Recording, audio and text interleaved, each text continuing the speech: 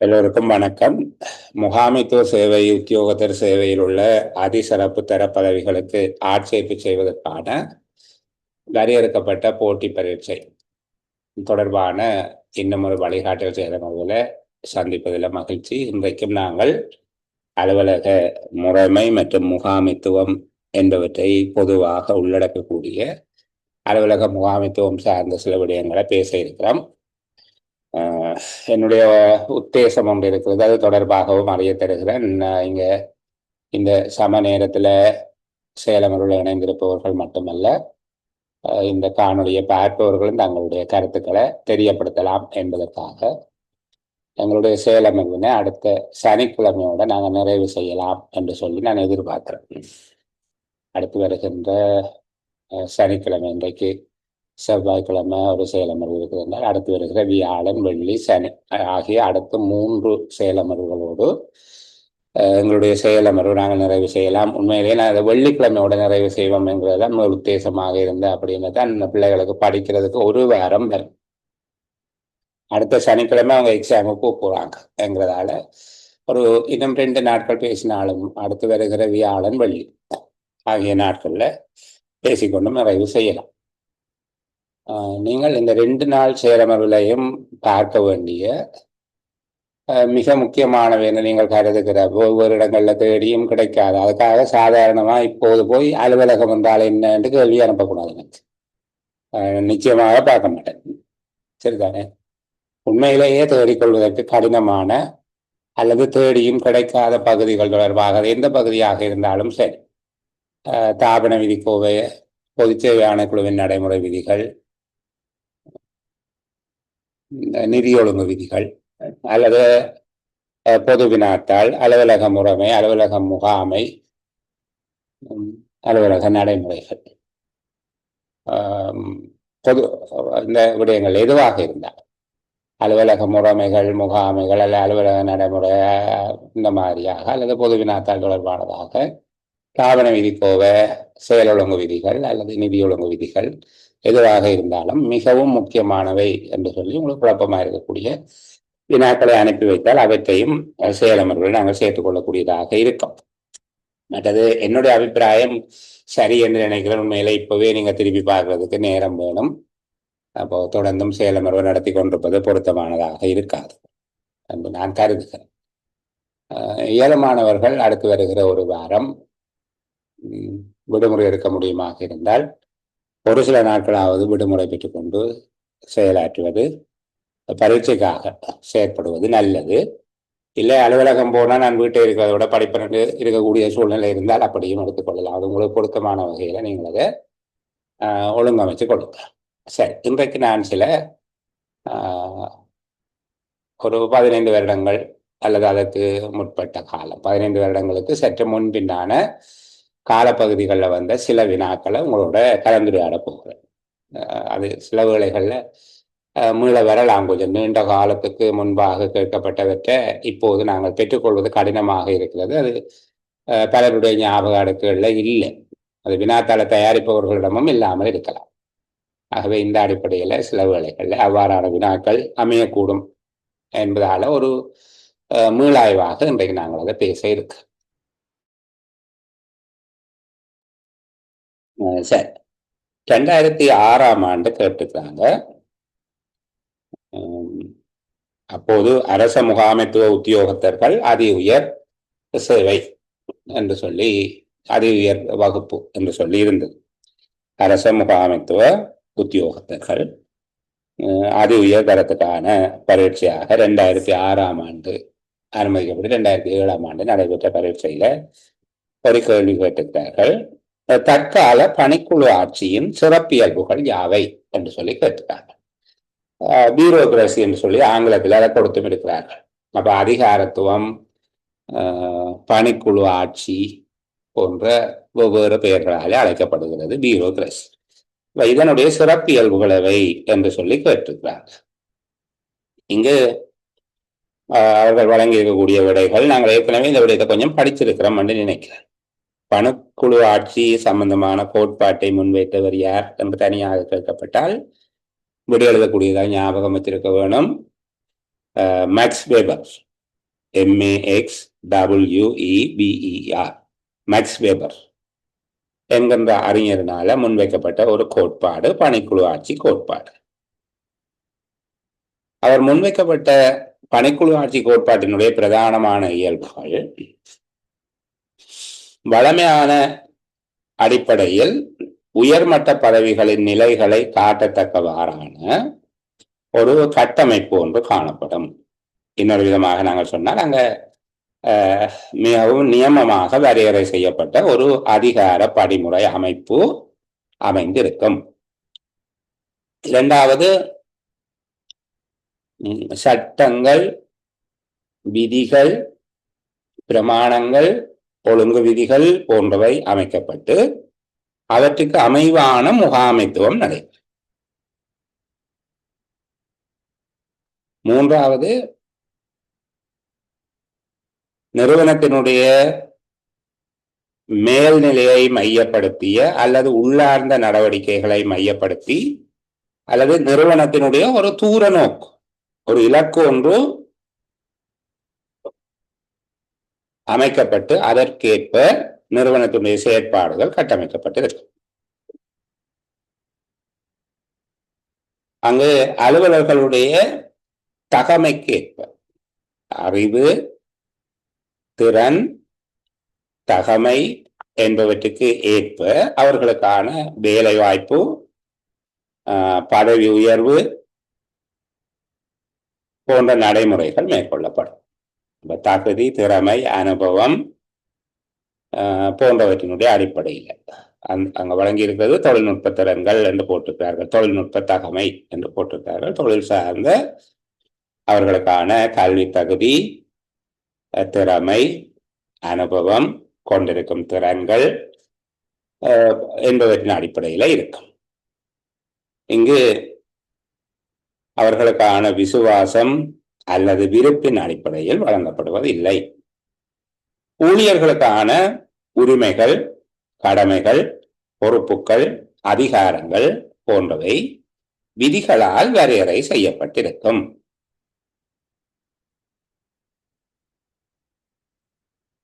கடமைகளை சரிவர நிறைவேற்றுபவர்களுக்கான பதவி உயர்வுகள், இடமாற்றங்கள், கொடுப்பனவுகள், வேதனை ஏற்றங்கள் போன்றவை விதிமுறைக்கு அமைவாக வழங்கப்படும். அதாவது ஊழியர்களுடைய முன்னேற்றத்திற்கான முன்கூட்டிய ஒழுங்கமைப்பு அங்கு காணப்படும். எதனை செய்வதன் மூலமாக அவர்கள் பதவி உயர்வினை பெற்றுக்கொள்ள முடியும் என்பது தொடர்பாக முன்கூட்டிய திட்டமிடல் அல்லது விருப்பம் அங்கு காணப்படும். இப்ப இது நாங்கள் ஏற்கனவே பார்த்த விடயம். இருந்தாலும் ஒரு தடவை ஞாபகப்படுத்தி கொண்டு போகிறேன். பணிக்குழு ஆட்சியினுடைய இயல்புகளவை. பணிக்குழு ஆட்சி எனும் எண்ணக்கருவை முன்வைத்த முகாமைத்துவவியலாளர் யார் என்று சொல்லி அந்த காலப்பகுதியில் இன்னொரு கேள்வி கேட்டிருக்கிறார்கள். இலங்கையில் அரசாங்க அமையங்கள் தொடர்பில் பணிக்குழு ஆட்சி எதிர்பாராத விளைவுகள், பணிக்குழு ஆட்சியினுடைய எதிர்பாராத விளைவுகள் பற்றி சுருக்கமாக ஆராய்க என்று கேட்டிருக்கிறார். பணிக்குழு ஆட்சியினுடைய நன்மைகள் கேட்டால் எங்களால் எழுத முடியும். கடந்த செயலமர்வு அல்லது அதற்கு முன்னே செயலமர்வு ஞாபகம் பார்த்துக் கொள்ளுங்க. பணிக்குழு ஆட்சியினுடைய நன்மைகளவை, பணிக்குழு ஆட்சியினுடைய குறைபாடுகள் அல்லது மட்டுப்பாடுகளவை என்று கேட்கப்பட்டால் எங்களால் சொல்ல முடியும். இங்கு பணிக்குழு ஆட்சியின் எதிர்பாராத விளைவுகள் பற்றி சுருக்கமாக ஆராய்க என்று சொல்லி அந்த காலப்பகுதியில் கேட்டிருக்கிறார்கள். இப்போது இருக்கக்கூடிய சூழ்நிலையில இந்த கேள்வியை கேட்பதற்கான சாத்தியம் குறைவாக இருந்தாலும் கடந்த காலத்தை உள்ளீடாக கொண்டு சில வேளைகளில் தற்போது இருக்கக்கூடிய நிர்வாக முறையின் மேன்மை தொடர்பான ஒரு பரிசீலனையாக இதை கேட்கப்படல. அப்போதும் அப்படித்தான் நடந்திருக்கிறது. 2006 காலப்பகுதி சமாதானம் நிலவிய ஒரு காலப்பகுதியாக இருந்திருக்குது. அப்போ அந்த காலப்பகுதியில் அதற்கு முன்னைய காலங்களில் நிலவிய குறைபாடுகளை அடையாளம் காணும் விதமாக கேள்வி கேட்டிருக்கார்கள். அப்ப இப்போதும் அரசியல்ல ஒவ்வொரு விதமான குழப்பங்கள், பொருளாதார சரிவுகள், பதவி அகலல் அல்லது பதவி அகற்றல், என்ன போராட்டங்கள் போன்றவை எல்லாம் இருந்து மீண்டும் ஒரு மக்களுக்கான ஆட்சி மலர்ந்திருப்பதாக பேசப்படுகிற ஒரு காலப்பகுதியில அல்லது அப்படியான ஒரு எண்ணக்கரு இருக்கக்கூடிய காலப்பகுதியில சில வேளைகள்ல வளமான தேசம், அழகான வாழ்வு, இந்த மாதிரியான ஒரு எண்ணக்கருவின் அடிப்படையில் சில கேட்கப்படலாம். ஆகவே இந்த விஷயத்தை நான் கொஞ்சம் மேலோட்டமா உங்களோட பேசுகிறேன். இலங்கையில் அரசாங்க அமையங்கள் தொடர்பில், அமையங்கள் என்பது நிறுவனங்கள் என்று நாங்கள் எடுத்துக்கொள்ளலாம். அரசாங்க அமையங்கள் தொடர்பில் உதாரணங்கள் தந்து பணிக்குழு ஆட்சியின் எதிர்பாரா விளைவுகள் பற்றி சுருக்கமாக ஆராயும். பணிக்குழு ஆட்சியினால நாங்கள் பணிக்குழு ஆட்சி நல்லது என்று சொல்லித்தானே சொல்லியிருக்கிறோம். அதுல நல்ல விளைவுகளை தானே எதிர்பார்க்கிறோம். அதில் எதிர்பாராத விளைவுகள் எதுவும் தோன்றி இருக்கிறதா என்பதுதான் கேள்வி. நாங்க பார்க்க வேணும், இலங்கையில அரசு அமையங்கள் என்ற வகைக்குள்ள அமைச்சுக்கள், திணைக்களங்கள், அரசாங்க கூட்டுத்தாபனங்கள், சபைகள், நியதி சட்ட நிறுவனங்கள், உள்ளூர் அதிகார அமைப்புகள் போன்றவற்றை நாங்கள் உள்ளடக்கிக் கொள்ள முடியும். சரிதானே? இலங்கையில அரசு அமையங்கள் என்ற வகைப்பாட்டுக்குள்ள அமைச்சுக்கள், திணைக்களங்கள், அரச கூட்டுத்தாபனங்கள், சபைகள், நியதி சட்ட நிறுவனங்கள் போன்றவற்றை உள்ளடக்கலாம். அடுத்த விடயமாக நாங்கள் சொல்ல போவோம். அப்ப இது பியூரோகிரசி இருக்கிற விஷயத்தை சொல்லிக் கொண்டு வரோம். இவை எல்லாம் அரச நிறுவனங்கள். இவை இலங்கை பாராளுமன்றத்தில் அங்கீகரிக்கப்படுகிற சட்டங்களின் அடிப்படையில் ஸ்தாபிக்கப்பட்டு நிர்வகிக்கப்பட்டு வருகின்றன. மேலும் இவற்றுக்கான நிர்வாகம் தொடர்பிலான கொள்கை வகுக்கின்ற அல்லது நடவடிக்கைகளுக்குரிய அதி உயர்ப்பு இடமாக அமைச்சரவை விளங்குகிறது. இவற்றுக்கான அதிகாரங்கள் தொடர்பிலான ஏற்பாடுகள் நாட்டின் அரசியலமைப்பு சட்டத்திலும் பாராளுமன்றத்தினால் ஸ்தாபிக்கப்பட்டுள்ள சட்டங்களினாலும் ஏற்பாடு செய்யப்பட்டுள்ளது. இவற்றின் அடிப்படையில் பார்க்கின்ற போது சட்ட விதிகளுக்கு அமைவான முகாமைத்துவம், செயற்பாடுகளில் விசேடத்துவமுடைய நிறுவன அமைப்பு போன்ற பணிக்குழு ஆட்சியினுடைய இயல்புகளை நாங்கள் அவதானிக்கக்கூடியதாக இருக்கிறது. எனினும் இவ்வாறான பணிக்குழு ஆட்சி தொடர்பிலான ஏற்பாடுகள், சட்ட அமைப்புகள், அவற்றின் ஏற்பாடுகளுக்கு அமைவாக கருமங்கள் நடத்தப்படுதல், அலுவலர்கள் நடாத்தப்படுதல், அவற்றுக்குரிய ஏற்பாடுகள் விதிகளுக்கு அமைவாக கருமங்கள் நடாத்தப்படுதலும் அலுவலர்கள் நடாத்தப்படுதலும் என்பது கோட்பாடு ரீதியாக காணப்படுகிறது. எனினும் கடந்த காலப்பகுதிகளில் அரசியல் தலையீடு, நாட்டில் நிலவிய அசாதாரணமான சூழ்நிலைகள், பொருளாதார நெருக்கடி உட்பட்ட அரசியல் மற்றும் பொருளாதார சூழ்நிலைகளை உள்ளடக்கியதாக நாங்கள் எழுதியிலும் நாட்டில் நிலவிய அசாதாரண சூழ்நிலைகள், அரசியல் தலைவர்கள், நிர்வாக தலைவர்களின் தனிப்பட்ட ரீதியான விருப்பு வெறுப்புகள், அதிகாரிகளின் அல்லது அலுவலர்களின் அரசியல் செல்வாக்கு, தொழிற்சங்க நடவடிக்கைகள். உங்களுக்கு தெரியும், அந்த காலப்பகுதியில் நிறைய தொழிற்சங்க நடவடிக்கைகள் நடந்தது. தொழிற்சங்க நடவடிக்கைகள், தொழிற்சங்க நடவடிக்கைகளை ஒடுக்குவதற்காக கொண்டு வரப்பட்ட சட்டங்கள், இதை பற்றியும் கொஞ்சம் உங்களுக்கு ஞாபகப்படுத்தி கொண்டு போகிறேன். திடீரென்று வர்த்தமானிகள் எல்லாம் வரும். இந்த சேவை அத்தியாவசிய சேவையாக பிரகடனப்படுத்தப்பட்டிருக்கு, இந்த சேவை அத்தியாவசிய சேவையாக பிரகடனப்படுத்தப்பட்டிருக்குது, இந்த நிறுவனங்கள் எல்லாம் அத்தியாவசிய சேவை நிறுவனங்களாக பிரகடனப்படுத்தப்பட்டிருக்குது என்று சொல்லியாக வரும். சரிதானே? அதைத்தான் நாங்கள் சொல்லுகிறோம். இதை நீங்கள் 2019 இருந்து 2021 வரையான காலத்தை நினைவில் வச்சுக் கொண்டால் எழுதக்கூடியதாக இருக்கும். அப்ப அரசியல் தலையீடு, நாட்டில் நிலவிய அசாதாரணமான சூழ்நிலைகள், அதிகாரிகளுடைய தனிப்பட்ட விருப்பு வெறுப்பு, அரசியல் தலைவர்களுடைய விருப்பு வெறுப்புகள், அதிகாரிகள் அல்லது ஊழியர்களினுடைய அரசியல் செல்வாக்கு, தொழிற்சங்க நடவடிக்கைகள், தொழிற்சங்க நடவடிக்கைகள் ஒடுக்குவதற்காக கொண்டு வரப்பட்ட சட்டங்கள் மற்றும் நடைமுறைகள் என்பன காரணமாக பணிக்குழு ஆட்சியின் சிறப்பியல்புகளை நடைமுறைக்கு இடுவதில் எதிர்பாராத விளைவுகள் எழுந்தன. சட்ட விதிகளுக்கு அமைவான முகாமைத்துவம் என்கிற சிறப்பியல்பினை கூட அரசியல் செல்வாக்கு, அரசியல் தலையீடு, தொழிற்சங்க நடவடிக்கைகள், அவற்றுக்கு எதிரான நடவடிக்கைகள் போன்றவை காரணமாக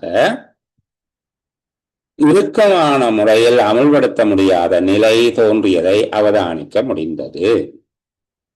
சட்ட விதிகளுக்கு அமைவான முகாமைத்துவம் என்ற சிறப்பியல்பினை கூட, பணிக்குழு ஆட்சியின் சிறப்பியல்பு அதுதான். அந்த சிறப்பியல்பினை கூட அரசியல் தலையீடு, அரசியல் செல்வாக்கு, தொழிற்சங்க நடவடிக்கைகள், அவற்றுக்கு எதிரான நடவடிக்கைகள் போன்றவற்றின் காரணமாக உரிய வகையில் அமல்படுத்த முடியாத நிலை தோன்றியதை காண கிடைத்தது.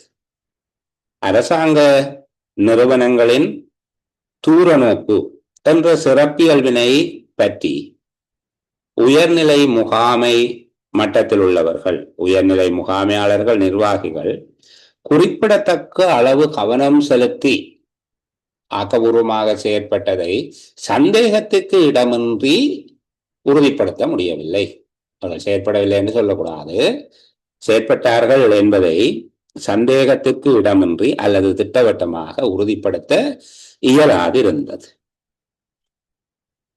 மேலும் அரசியல் தலையீடு, அரசியல் செல்வாக்கு என்பவற்றின் காரணமாக பொருத்தமான தகமை, அறிவு, திறன், தொழில்நுட்ப அறிவு போன்றவற்றை கொண்டிருந்த அலுவலர்களுக்கு அவற்றின் அடிப்படையிலேயே வேலை வாய்ப்புகளும் மற்றும் பதவி உயர்வுகளும் வழங்கப்பட்டனவா என்பதையும் உறுதியாக கூற முடியாது இருந்தது.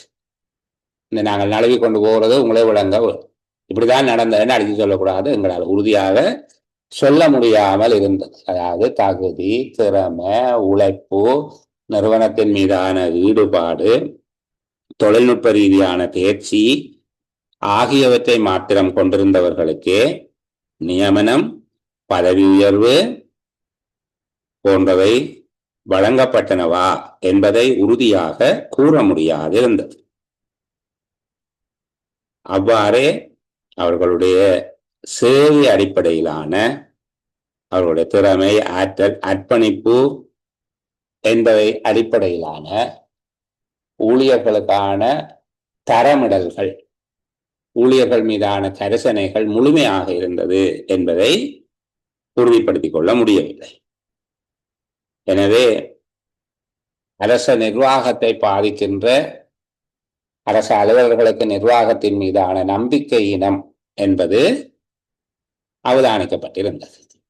இக்காலப்பகுதியில் ஏற்பட்ட சடுதியான விளைவீக்க விளைவுகள் அல்லது பணவீக்க விளைவுகள், இக்காலப்பகுதியில் ஏற்பட்ட சடுதியான பணவீக்க விளைவுகள் அலுவலர்களுடைய மெய் வருமானத்தின் மீது தாக்கத்தை ஏற்படுத்தி, அவர்களுடைய வருமானத்தின் கொள்வனவு சக்தியின் மீது தாக்கத்தினை ஏற்படுத்தி ஊழியப்படை சலிப்புற்ற நிலையில் காணப்படுகின்ற ஒரு காலப்பகுதியையும் அவதானிக்க கிடைத்தது. அதாவது நிறுவனத்தின் நோக்கத்தை மனதிற்கொண்டு விடாமுயற்சியோடு ஊக்கத்தோடு தங்களுடைய பணிகளை ஆற்றுகின்ற அலுவலர்களுக்கான இயல்பில ஒரு குறைவினை அவதானிக்கக்கூடியதாக இருந்தது. ஆகவே பணிக்குழு ஆட்சிக்கு என மேக்ஸ் வெபரினால் வரவிலக்கணப்படுத்தப்பட்ட பண்பியல்களோடு பணிக்குழு ஆட்சியிலிருந்து எதிர்பார்க்கப்படுகின்ற நல்ல விளைவுகளோடு பொருத்தி பார்க்கும்போது பணிக்குழு ஆட்சியின் எதிர்பாராத விளைவுகளை கடந்த சில ஆண்டுகளில் இந்த தேசம் அனுபவிக்க நேர்ந்தது. இப்படி ஒரு கேள்வியை கேட்கக்கூடாது என்று இல்லை, சரிதானே? ஒரு காலத்துல கேட்டிருக்கிறார்கள். இன்றைக்கு அந்த சூழ்நிலை அப்படியே அச்சொட்டாக பொருந்தி வருகிறது. ஒரு கட்டுரை வினாவாக அமையமாக இருந்தால் இந்த விடயத்தை உள்ளடக்கி உங்களுடைய சொந்த மொழி நிலையில் அழகாக சிறப்பாக நான் சொன்னதை விட நான் கொஞ்சம் தயார்படுத்துகிற விதம் ஒரு விதமாக இருக்கும். நீங்கள் இன்னும் அழகாக திட்டமிட்டு அது எழுதக்கூடியதாக இருக்கும். இவற்றை தயவு செய்து குறிப்பாக எடுத்துக்கொள்ளுங்கள். இது முக்கியமா. அடுத்த இன்னொரு கேள்விக்குள்ள போகிறோம். அதுக்கு முன்பாக இந்த தனிப்பட்ட செய்தியாக கேட்பவர்களுக்காக சொல்லுகிறோம். இந்த தர முடியுமா, இந்த பகுதியை நீங்கள் எங்களுக்கு தர முடியுமா அப்படின்னு கேட்டுக்கார்கள். உண்மை சொன்னால் உங்களுக்கு வாய்ப்பு இருந்தால் ரவீந்திரன் ஐயாவுடைய புத்தகத்துல தான் இந்த கேள்விகளையும் அந்த காலத்தின் மார்க்கிங் ஸ்கீம், அதுதான் பெரும்பாலும் அவருடைய விடையாக அமைந்திருக்கும், அவற்றையும் எடுத்து வைத்திருக்கிறேன். ஏன்னா பொலிஸ் திணைக்களத்தினுடைய சிரேஷ்ட கணக்காளராக இருந்து ஓய்வு பெற்ற ரவீந்திரன் ஐயா அவருடைய புத்தகத்தில இருந்து. ஆனால் அதுல இந்த காலத்துக்கு ஏற்ற விதமாக பல விடயங்களை நான் மாற்றி உங்களோட பேசுகிறேன். சில கேள்விகளுக்கு அப்போது இருந்த விடைகள் இப்போது பொருந்தாது. இப்போ அந்த அடிப்படையில் நான் பேசுவதை நீங்க வச்சுக்கொள்ள முடியும். அப்படி இல்லை என்றால் உங்களுக்கு முடியுமானால் அவருடைய புத்தகம் முகாமைத்துவ நடைமுறைகள் என்பது தொடர்பாக வெளியிடப்பட்ட ஒரு புத்தகம் இருக்கு, கிடைச்சால் அதை பாருங்க. நான் நினைக்கிறேன் அது இப்போ 3 பதிப்புகளுக்கு வந்திருக்குது. ஈரமானால் அந்த புத்தகம் கிடைச்சால் எடுத்து நீங்க பார்க்கலாம். இல்லை என்றால் அவசியம் இல்லை, இந்த கடைசி நேரத்தில் தேடிக்கொண்டிருக்க தேவையில்லை. நாங்கள் பேசுகிற விடயங்களை அடிப்படையாக நீங்கள் குறிப்பிடுத்திக் கொண்டு பேசிக்கொள்ள முடியும். மற்றது நான் வெறுமனே அந்த புத்தகத்தோட மட்டும் இல்லை, சில விடயங்களை சேர்த்தும் சிலவற்றை நீக்கியும் காலத்துக்கு ஏற்ப அது செம்மை செய்யப்பட்டதாக உங்களோட பேசுவதால இந்த நோட்ஸ் நீங்கள் பயன்படுத்திக் கொள்ள முடியும். நாங்கள் பேசுவதையே எடுத்துக்கொள்ள.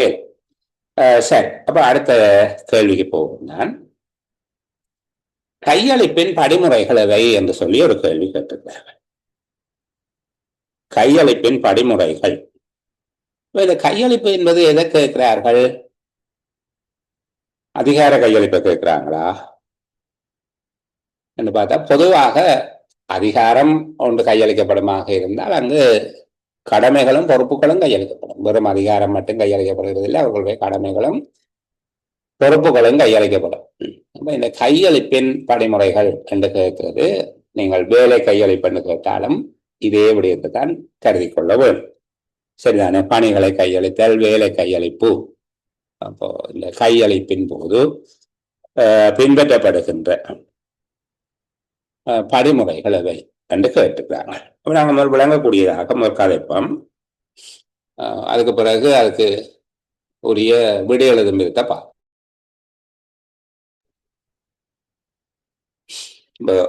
கையளிப்பு என்பது பிரதானமாக நாங்கள் இதுல கதைக்கிற 9 படிமுறைகளை கொண்டதாக இருக்கும்.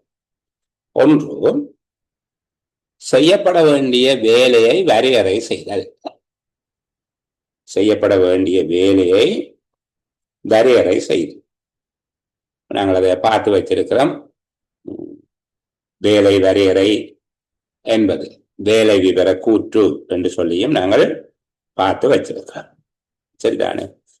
அந்த வேலைக்கு உரியவர்கள் கொண்டிருக்க வேண்டிய குறைந்தபட்ச தகமை, அறிவு, அனுபவம், திறன்கள் போன்றவற்றை அடையாளம் காணுகிற ஒரு விதமாக இதை நாங்கள் சொல்லிக்கொள்ள முடியும். குறித்த வேலையை வரையறை செய்தல், ஜாப் ஸ்பெசிபிகேஷன் என்று சொல்லி பார்த்திருந்தாங்க. இது நபர்கள் பற்றியது அல்ல, வேலை பற்றியது, வேலை பற்றியது அல்ல, நபர்கள் பற்றியது. அந்த வேலையை செய்வதற்குரிய நபர்கள் பற்றியது என்று பார்க்கிறாங்க. இப்போ வேலையை வரையறை செய்தல் என்கிறது அந்த வேலையை கண்டுபிடிச்சு அதுக்கு அந்த வேலையை நிறைவேற்றுவதற்கு என்னென்ன விடயங்கள் அவசியமானவையாக இருக்கும் என்று பார்த்துக் கொள்வது. செய்யப்பட வேண்டிய வேலையை வரையறை செய்தல். வேலையை வரையறை செய்து முடிய அடுத்தது அந்த வேலைக்கு பொருத்தமான நபர்களை அல்லது குழுவினை தெரிவு செய்தல். இப்ப நாங்கள் வேலையை வரையறை செய்தால்தான், ஜாப் ஸ்பெசிபிகேஷன் ஒன்று செய்தால்தான் அதுக்கு பொருத்தமான நபர்கள் யார் அல்லது குழு எது என்பதை கண்டுபிடிக்க முடியும். இரண்டாவதாக அந்த வேலைக்கு பொருத்தமான நபர்களை அல்லது குழுவினை தெரிவு செய்தல். மூன்றாவது, தெரிவு செய்யப்பட்ட ஊழியர்களை அல்லது ஊழியர் குழுமத்தை மதிப்பீடு செய்தல். இன்னொரு விதமாக சொன்னால், தெரிவு செய்யப்பட்ட நபர்கள் மற்றும் குழுவினுடைய திறமையை மதிப்பீடு செய்தல், தேவைப்படுகின்ற திறமை மட்டத்தினை மதிப்பீடு செய்தல், பயிற்சி தேவையை இனங்காணுதல், அவர்களுக்கு பயிற்சி வழங்குதல். இவ்வளவையும் சேர்த்து ஒன்றாகவே சொல்றேன். நான்காவது, ஊழியர்களுடைய அல்லது பணிக்குழுவினுடைய திறமையை மதிப்பீடு செய்தல், தேவையான திறமையை ஏற்கனவே நாங்கள் குறித்து வைத்திருக்கிறோம் தானே ஜாப் ஸ்பெசிபிகேஷன்ல. ஆகவே அது இரண்டையும் ஒப்பீடு செய்து, அலுவலர்களுடைய திறமையை மதிப்பீடு செய்து, வேலை விவர கூற்று அல்லது வேலை வரையறையோடு ஒப்பீடு செய்து, பயிற்சி தேவையினை இனங்காணுதல், அவர்களுக்கு பொருத்தமான பயிற்சியினை வழங்கி இடைவெளியினை நிரப்பிக் கொள்ளுதல். தேவையான திறன்களுக்கும் உள்ள திறன்களுக்கும் உள்ள இடைவெளியை பயிற்சியினால நிரப்பிக் கொள்ள முடியும்.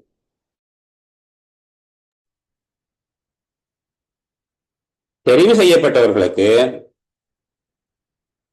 அந்த குறிப்பிட்ட வேலையை செய்ய வேண்டியதனுடைய அவசியம் தொடர்பாக, அந்த வேலையினுடைய முக்கியத்துவம் தொடர்பாக விளக்கம் அளித்தல், அதாவது அறிவூட்டல்.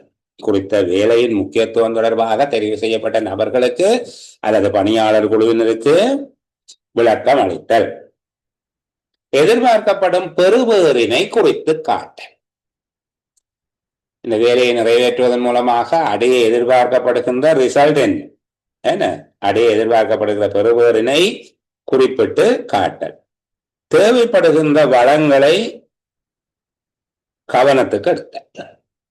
அந்த வேலையை நிறைவேற்றுவதற்கு அவசியமான வளங்கள் தொடர்பில் கவனம் எடுத்து அந்த வளங்களை ஒதுக்கீடு செய்ய வேண்டும் அவர்களுக்கு. வேலை செய்து முடிக்கப்பட வேண்டிய காலப்பகுதியினை தீர்மானித்தலும் அது தொடர்பில் தெரிவித்தல் மற்றும் தெளிவுபடுத்தல். அந்த வேலையை செய்து முடிக்க வேண்டிய இறுதி நாள், நேரம் போன்ற விடயங்களை அவர்களுக்கு தெரிவித்துக் கொள்வது. அடுத்து, குறித்த வேலை நடைபெறும் போது தேவையான உதவிகள் வழங்குதல் மற்றும் தொடர்பாடலை மேற்கொள்ளல். அது தொடர்பாக தடைகள், தாமதங்கள், சிரமங்கள், இடர்பாடுகள் ஏற்படுமாக இருந்தால் அவற்றை நீக்குவதற்கான உதவிகளை வழங்குதல். முகாமைத்துவம் சார் கருமங்களை முன்னெடுத்தல். பெறுவேற்று அடிப்படையில் பின்னூட்டலை பெறுதல். ஃபீட்பேக் எடுக்கணும். கடைசியா ரிசல்ட் பேஸ்ட் ஃபீட்பேக் கொண்டு எடுக்க வேண்டும். அப்ப கையளிப்பின் பிரதானமான படிமுறைகள் என்று கேட்கப்பட்டால் இந்த 9 படிமுறைகளையும் இப்போது உங்களுக்கு அழகாக எழுத முடியும். கொஞ்சம் பார்த்து கொள்ளுங்க.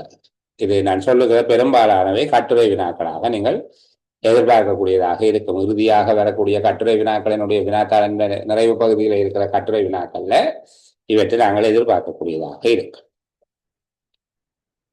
கையளிப்பு சில வேளைகள்ல இப்படி கேட்டிருக்கார்கள் அந்த கேள்வி. அது 2006ஆம் ஆண்டு வந்த இதே சுப்ரா எக்ஸாம் தான்.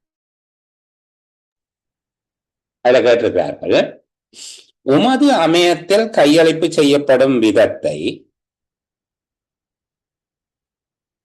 அதன் அனுகூலங்களையும் பிரதிகூலங்களையும் பரிசீலிக்க என்று கேட்டிருக்கார். உங்களுடைய நிறுவனத்தில் மிக பொதுவாக அரச நிறுவனம் ஒன்று கையளிப்பு செய்யப்படுகின்ற விதம் மற்றும் அதன் அனுகூலங்கள் பிரதிகூலங்கள் என்று கேட்டார். இப்ப இங்கு கையளிப்பு என்றால் கடமை கையளிப்பு தான், சரிதானே? கடமை கையளிப்பு. அந்த கடமையை செய்வதற்கு பின்னர் அதிகாரமும் கையளிப்பார்கள். அப்ப கடமை கையளிப்பு என்று கேட்டாலும் கையளிப்பு என்று கேட்டாலும் ஒன்றாக நீங்கள் கருதி கொள்ளுங்க. உங்களுடைய நிறுவனத்துல இந்த கையளிப்பு நடைபெறுகிற விதத்தை சொல்லி அதுல பாடப்படுகிற அனுகூலம் மற்றும் பிரதிகூலங்கள் தொடர்பாக பேசுங்கோ என்று கேட்டிருக்காங்க.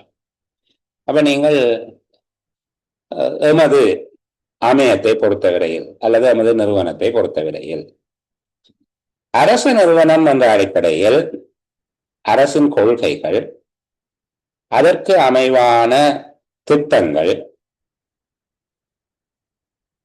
என்பன மக்களுக்கு பயன்படத்தக்க வகையில் நடைமுறைப்படுத்துவதற்கு ஏற்ப அமைக்கப்பட்டது ஒன்றாகும். எமது அமையத்தை பொறுத்தவரையில் அது ஒரு அரச நிறுவனம் என்ற அடிப்படையில் அரசின் கொள்கைகளையும் அதற்கு அமைவான திட்டங்களையும் மக்கள் பயன்படத்தக்க வகையில் வழங்குவதற்கு ஏற்ற வகையில் அமைக்கப்பட்ட ஒரு நிறுவனம் ஆகும். இதுக்கப்புறம் உங்களுக்கு தெரிஞ்ச விஷயங்களை கொஞ்சத்தை போட்டு நீங்கள் வேலை கற்கை, வேலை அளவீடு, இங்க வேலை அளவீடுன்றது ஒர்க் மெஷர்மெண்டா, நாங்கள் இந்த ஒர்க் மெஷர்மெண்ட் சம்பந்தமா பார்ப்போம். வேலை அளவீடுன்றது ஒர்க் இவாலுவேஷன் அல்ல. அது ஒர்க் இவாலுவேஷன் செய்யறது உங்களுக்கு தெரியும், அது சம்பளத்தை தீர்மானிக்கிறதுக்காக செய்யப்படுகிறது. இங்க ஒர்க் மெஷர்மெண்ட், ஒர்க் மெஷர்மெண்ட்ன்றது அந்த வேலை எவ்வளவு நேரத்துல செய்யலாம் இந்த மாதிரியான கணிப்பீடு. திரும்ப நான் அந்த பகுதியை இருக்க பார்ப்பேன் உங்களோட சேர்ந்து. சரி, அப்ப வேலை கற்கைங்கிறதுக்குள்ளதான் நாங்கள் வேலை பகுப்பாய்வு, வேலை விவரம், வேலை வரையறை அல்லது வேலை விவர கூற்று என்ன போன்றவற்றை உள்ளடக்கி இருக்கோம். அதுதான் முழுமையாக. அதே போல வேலை மதிப்பீடு, வேலை மதிப்பீடு இவ்வளவும் வேலை கற்கை என்பதுக்குள்ள வந்துடும். தொழிற்கற்கை, வேலை கற்கை என்பது 4 பகுதிகளை கொண்டிருக்கும் அல்லது 2 பெரும் பிரிவுகளை கொண்டிருக்கும். ஒன்று தொழில் பகுப்பாய்வு, அதுக்குள்ள பிறகு 2 உபபிரிவுகள் இருந்தது, வேலை விவரம் அல்லது வேலை விவரணம். இரண்டாவது அதனுடைய சிறு பகுதியாக முதலாவது 2ஆம் பிரிவு வேலை விவர கூற்று அல்லது வேலை வரையறை.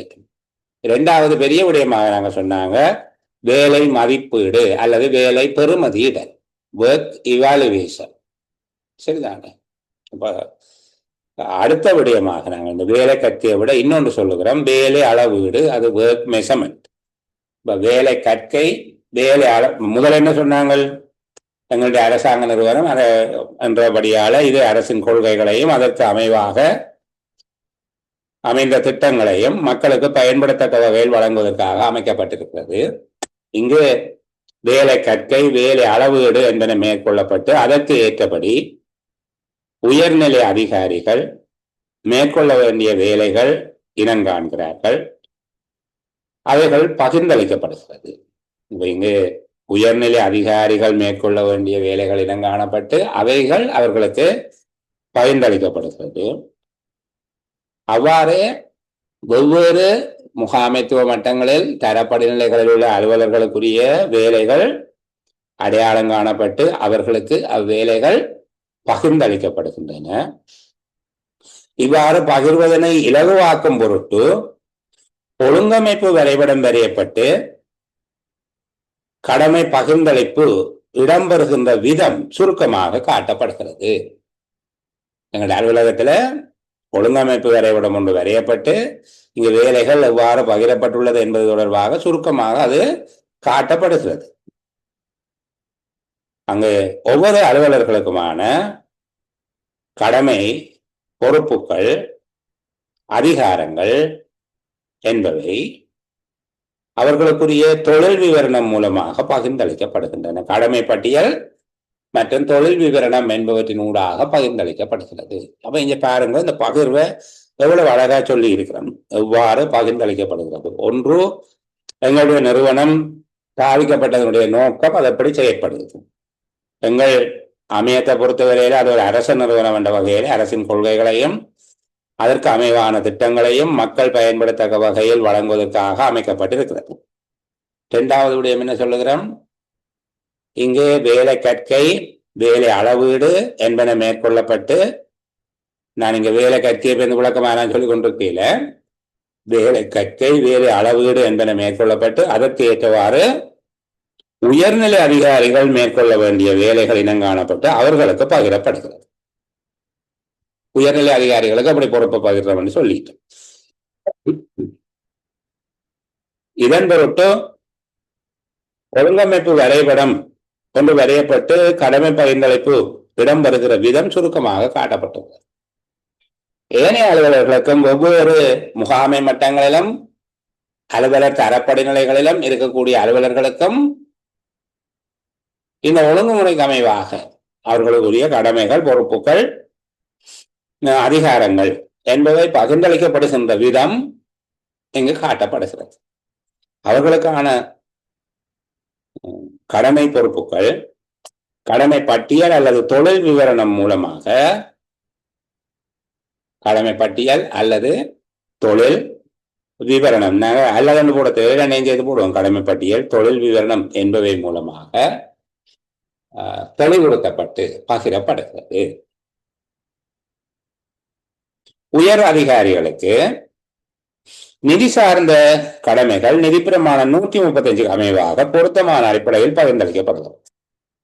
நிதி சார்ந்த கடமைகள் நிதி பிரமாணம் 135 அமைவாக உயர்நிலை அதிகாரிகளுக்கு பகிரப்படுகிறது. இந்த கடமை பகிர்ந்தளிப்பின் மூலமாக அவர்கள் தத்தமக்குரிய வேலைகளை திட்டவட்டமாக அறிந்து கொள்ளக்கூடியதாக இருக்கிறது. கடமை பகிர்ந்தளிப்பு உயர் அதிகாரியை கொடுத்ததல்ல, பொதுவாக எல்லோருக்கும். அடுத்த சரிங்களை போட்டோம். இப்ப நாங்கள் அங்க உங்களுடைய அமையத்தில் கையளிப்பு செய்யப்படுகிற விதத்தை விவரித்து, அப்ப விதத்தை விவரிச்சாச்சு. அதுக்கு பிறகு அதன் அனுகூலங்கள் பிரதிகூலங்களை பரிசீலிக்க இப்ப அனுகூலத்துக்கு போகிறோம். கடமை பகிர்ந்தளிப்பின் மூலமாக பெறப்படுகிற அனுகூலங்கள் என்ற வகையில் அதிகாரிகளும் உத்தியோகத்தர்களும் தத்தமக்குரிய வேலைகளை திட்டவட்டமாக அறிந்து கொள்ளக்கூடியதாக இருக்கிறது. திட்டவட்டமாக பொறுப்பு மற்றும் அதிகாரம் என்பவை சுமத்தப்படுகிறது மற்றும் பகிரப்படுகிறது. திட்டவட்டமாக அவர்களுக்கான பொறுப்பு அதிகாரம் என்பது சுமத்தப்படுகிறது, பகிரப்படுகிறது. பொறுப்புகள் சுமத்தப்படுவதோடு அதிகாரம் பகிரப்படுகிறது. சரி, வேலைகளை பொருத்தமானவர்களுக்கு பயனளிக்கக்கூடியதாக இருக்கிறது, இலகுவாக மேற்பார்வை செய்யக்கூடியதாக இருக்கிறது. ஒரு அலுவலகத்தில் பணிபுரியும் அங்கத்தினர் என்ற வகையில் ஒவ்வொருவரும் தங்களுடைய வேலைகள், அதிகாரங்கள், பொறுப்புகள் என்பவற்றை அறிந்து கொள்ளக்கூடியதாக இருப்பதோடு அந்த விவரங்களை அனைவரும் அறிந்து கொள்ளக்கூடியதாக இருக்கிறது. ஊழியர்கள் சுய திருப்தி தன்மையினை அடைகிறார்கள், அல்லது தங்களுக்கு அதிகாரம், பொறுப்பு என்பன கையளிக்கப்பட்டுள்ளது என்ற உணர்வினை ஊழியர்கள் பெறுகிறார்கள். இந்த விதமாக இப்போது நாங்கள் பகிர்ந்தளிப்பினுடைய அல்லது வேலை பகிர்வினுடைய நன்மைகள் என்று சொல்லி பார்த்துட்டோம். இதில் சில குறைபாடுகள் அல்லது பிரதிகூலங்களும் எதிர்பார்க்கப்படுகிறது. இதுல ஒரு இஃப் ஃபங்க்ஷன் என்று சொல்லுவார்கள். இப்படி இருந்தால் குறைபாடு வரும் என்றுதான் சொல்ல வேண்டும், மற்றபடி அந்த சிஸ்டத்தை நாங்கள் குறை சொல்லக்கூடாது. சரிதானே? இப்ப இங்கு செயற்பாட்டு தவறுகள் நேரமாக இருந்தால், கடமை பகிர்ந்தளிப்பின் போது செயற்பாடுகளில் சில தவறுகள் நேரமாக இருந்தால் அது எதிர்பார்த்த விளைவுகளை தராததாக அமைந்துவிட வாய்ப்பு இருக்கிறது. ஒன்று, பொருத்தமான அடிப்படையில் கடமைகள் பகிர்ந்தளிக்கப்படாத போது வேலையோட்டம் தாமதம் அடையும். பொருத்தமான அடிப்படையில் கடமைகள் பகிர்ந்தளிக்கப்படாத போது வேலைகள்ல அல்லது வேலை ஓட்டத்துல தாமதம் ஏற்படும். கடமைகள் கையளிப்பு தொடர்பாக சரியாக புரிந்து கொள்ளாத போது பிழையான முறையில் வேலைகள் நடைபெறலாம். அதிகாரம் தொடர்பான தவறான புரிதல், தனக்கு மட்டுமே அதிகாரம் உண்டு என்கிற அடிப்படையில் செயற்படுதல் அல்லது அதிகாரம் தவறாக பிரயோகிக்கப்படுதலின் போது இந்த முறை எதிர்பார்த்த விளைவுகளை தராமல் அமையலாம். பகிர்ந்தளிக்கப்பட்ட கடமைகளுக்கு அப்பாற்பட்ட வகையில் செயற்பட முனைதல், விதிவிலக்கு கோட்பாடு என்று சொல்லுகிறது. சில இடங்கள்ல சில விதிவிலக்குகள் அனுமதிக்கப்பட்டிருக்கும், முழுமையாகவே விதிவிலக்காக இருக்காங்க, அது செயற்பட வேண்டியதாக இருக்கும். அது பிழைச்சு போனா தனக்கு கொடுக்கப்பட்ட எல்லைக்கு வெளியில போகிறது அல்லது அந்த விதிக்கப்பட்ட விதிகளில் இருந்து விலகி செயற்படுதல் என்பது நிகழும் போது கையளிப்பு வெற்றியளிக்க தவறிவிடலாம். குறைந்த அளவான வேலை பகிர்ந்தளிக்கப்படும் போது ஏனையோருடைய வேலைகளுக்கு இடைஞ்சலை ஏற்படுத்துவார். வேலை பகிர்வு என்பது சில பேருக்கு ஒரு வேலையும் இருக்காது. ஆண்டுக்கு ஒரு விழா, ஒரு கலாச்சார விழா செய்கிறதான் வேலையா இருக்கு, அல்ல ஒரு சிறுவர் தினம் முதியோர் தினம் செய்கிறதான் வேலையா இருக்கு. ஒரு 5 நாள் அதுக்கு போயிடும். சரிதானே? மிச்சம் எல்லா நாளும் மற்றாக்களுக்கு பிரச்சனை கொடுத்து கொண்டே இருக்கிறாங்க.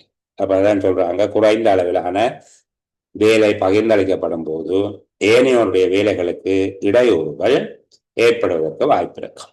இவ்வகையில ஒரு 5 அல்லது 6 குறைபாடுகளை உங்களால சொல்லக்கூடியதாக இருக்கும். இதுல இன்னொரு விடயம் நான் சொல்லுகிற போதுதான் ஞாபகம் வந்தது, இந்த ஒழுங்கமைப்புகள் தொடர்பாக கொஞ்சம் பார்த்து கொள்ளுங்கோ. சரிதானே?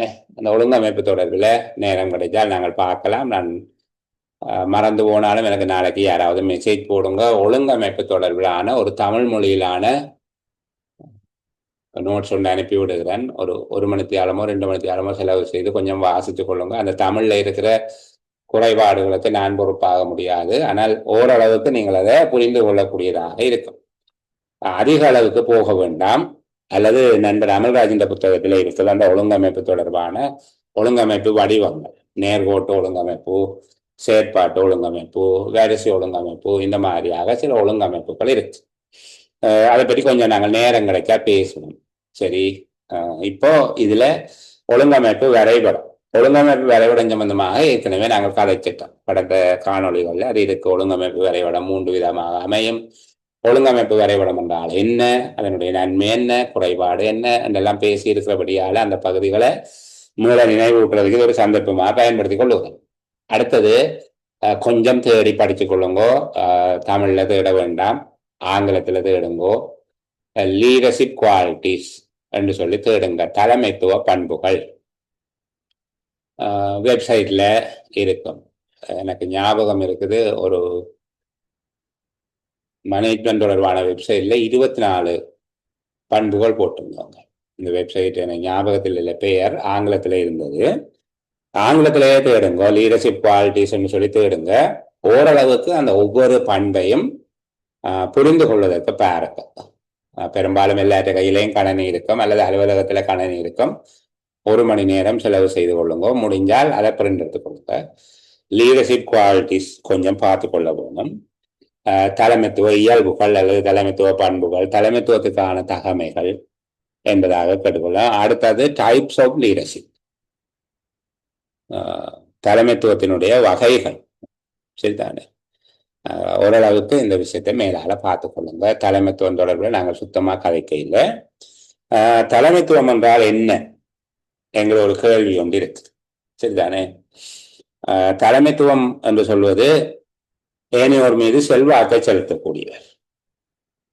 எப்படி செல்வாக்கை செலுத்துவராக இருந்தால், ஒரு குறிக்கோளை அடைவதற்காக ஏனையோர் மீது செல்வாக்கை செலுத்துவது தலைமைத்துவம். அதாவது செல்வாக்கு செலுத்துவதன் மூலமாக மாற்றத்தை ஏற்படுத்தி ஒரு குறிக்கோளை அடைய செய்வதற்கான தகமை நாங்கள் தலைமைத்துவம் என்பதாக எடுத்துக்கொள்ள. இப்ப இங்க ஒரு குறிக்கோளை அடைவதற்கான நோக்கம் இருக்க வேணும்.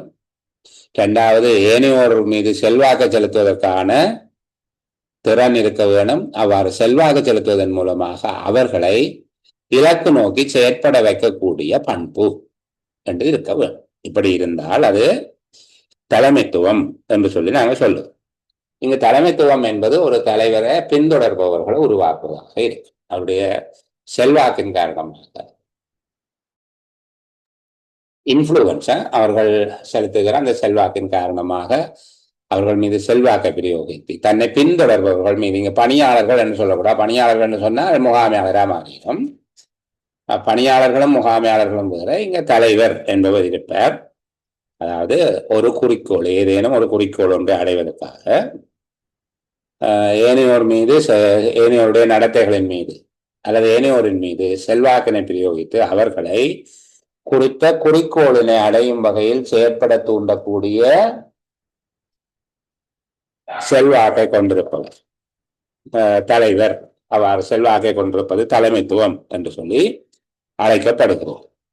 அப்ப பெருமதியான குறிக்கோள்களை வெற்றிகரமாக அடைதல், பெருமதியான குறிக்கோள்களை வெற்றிகரமாக அடைதல், அவை இலகுவாகவும் எளிமையாகவும் சிக்கனமாகவும் அமைதல் என்பன சிறந்த தலைமைக்கு எடுத்துக்காட்டாக அமையும்.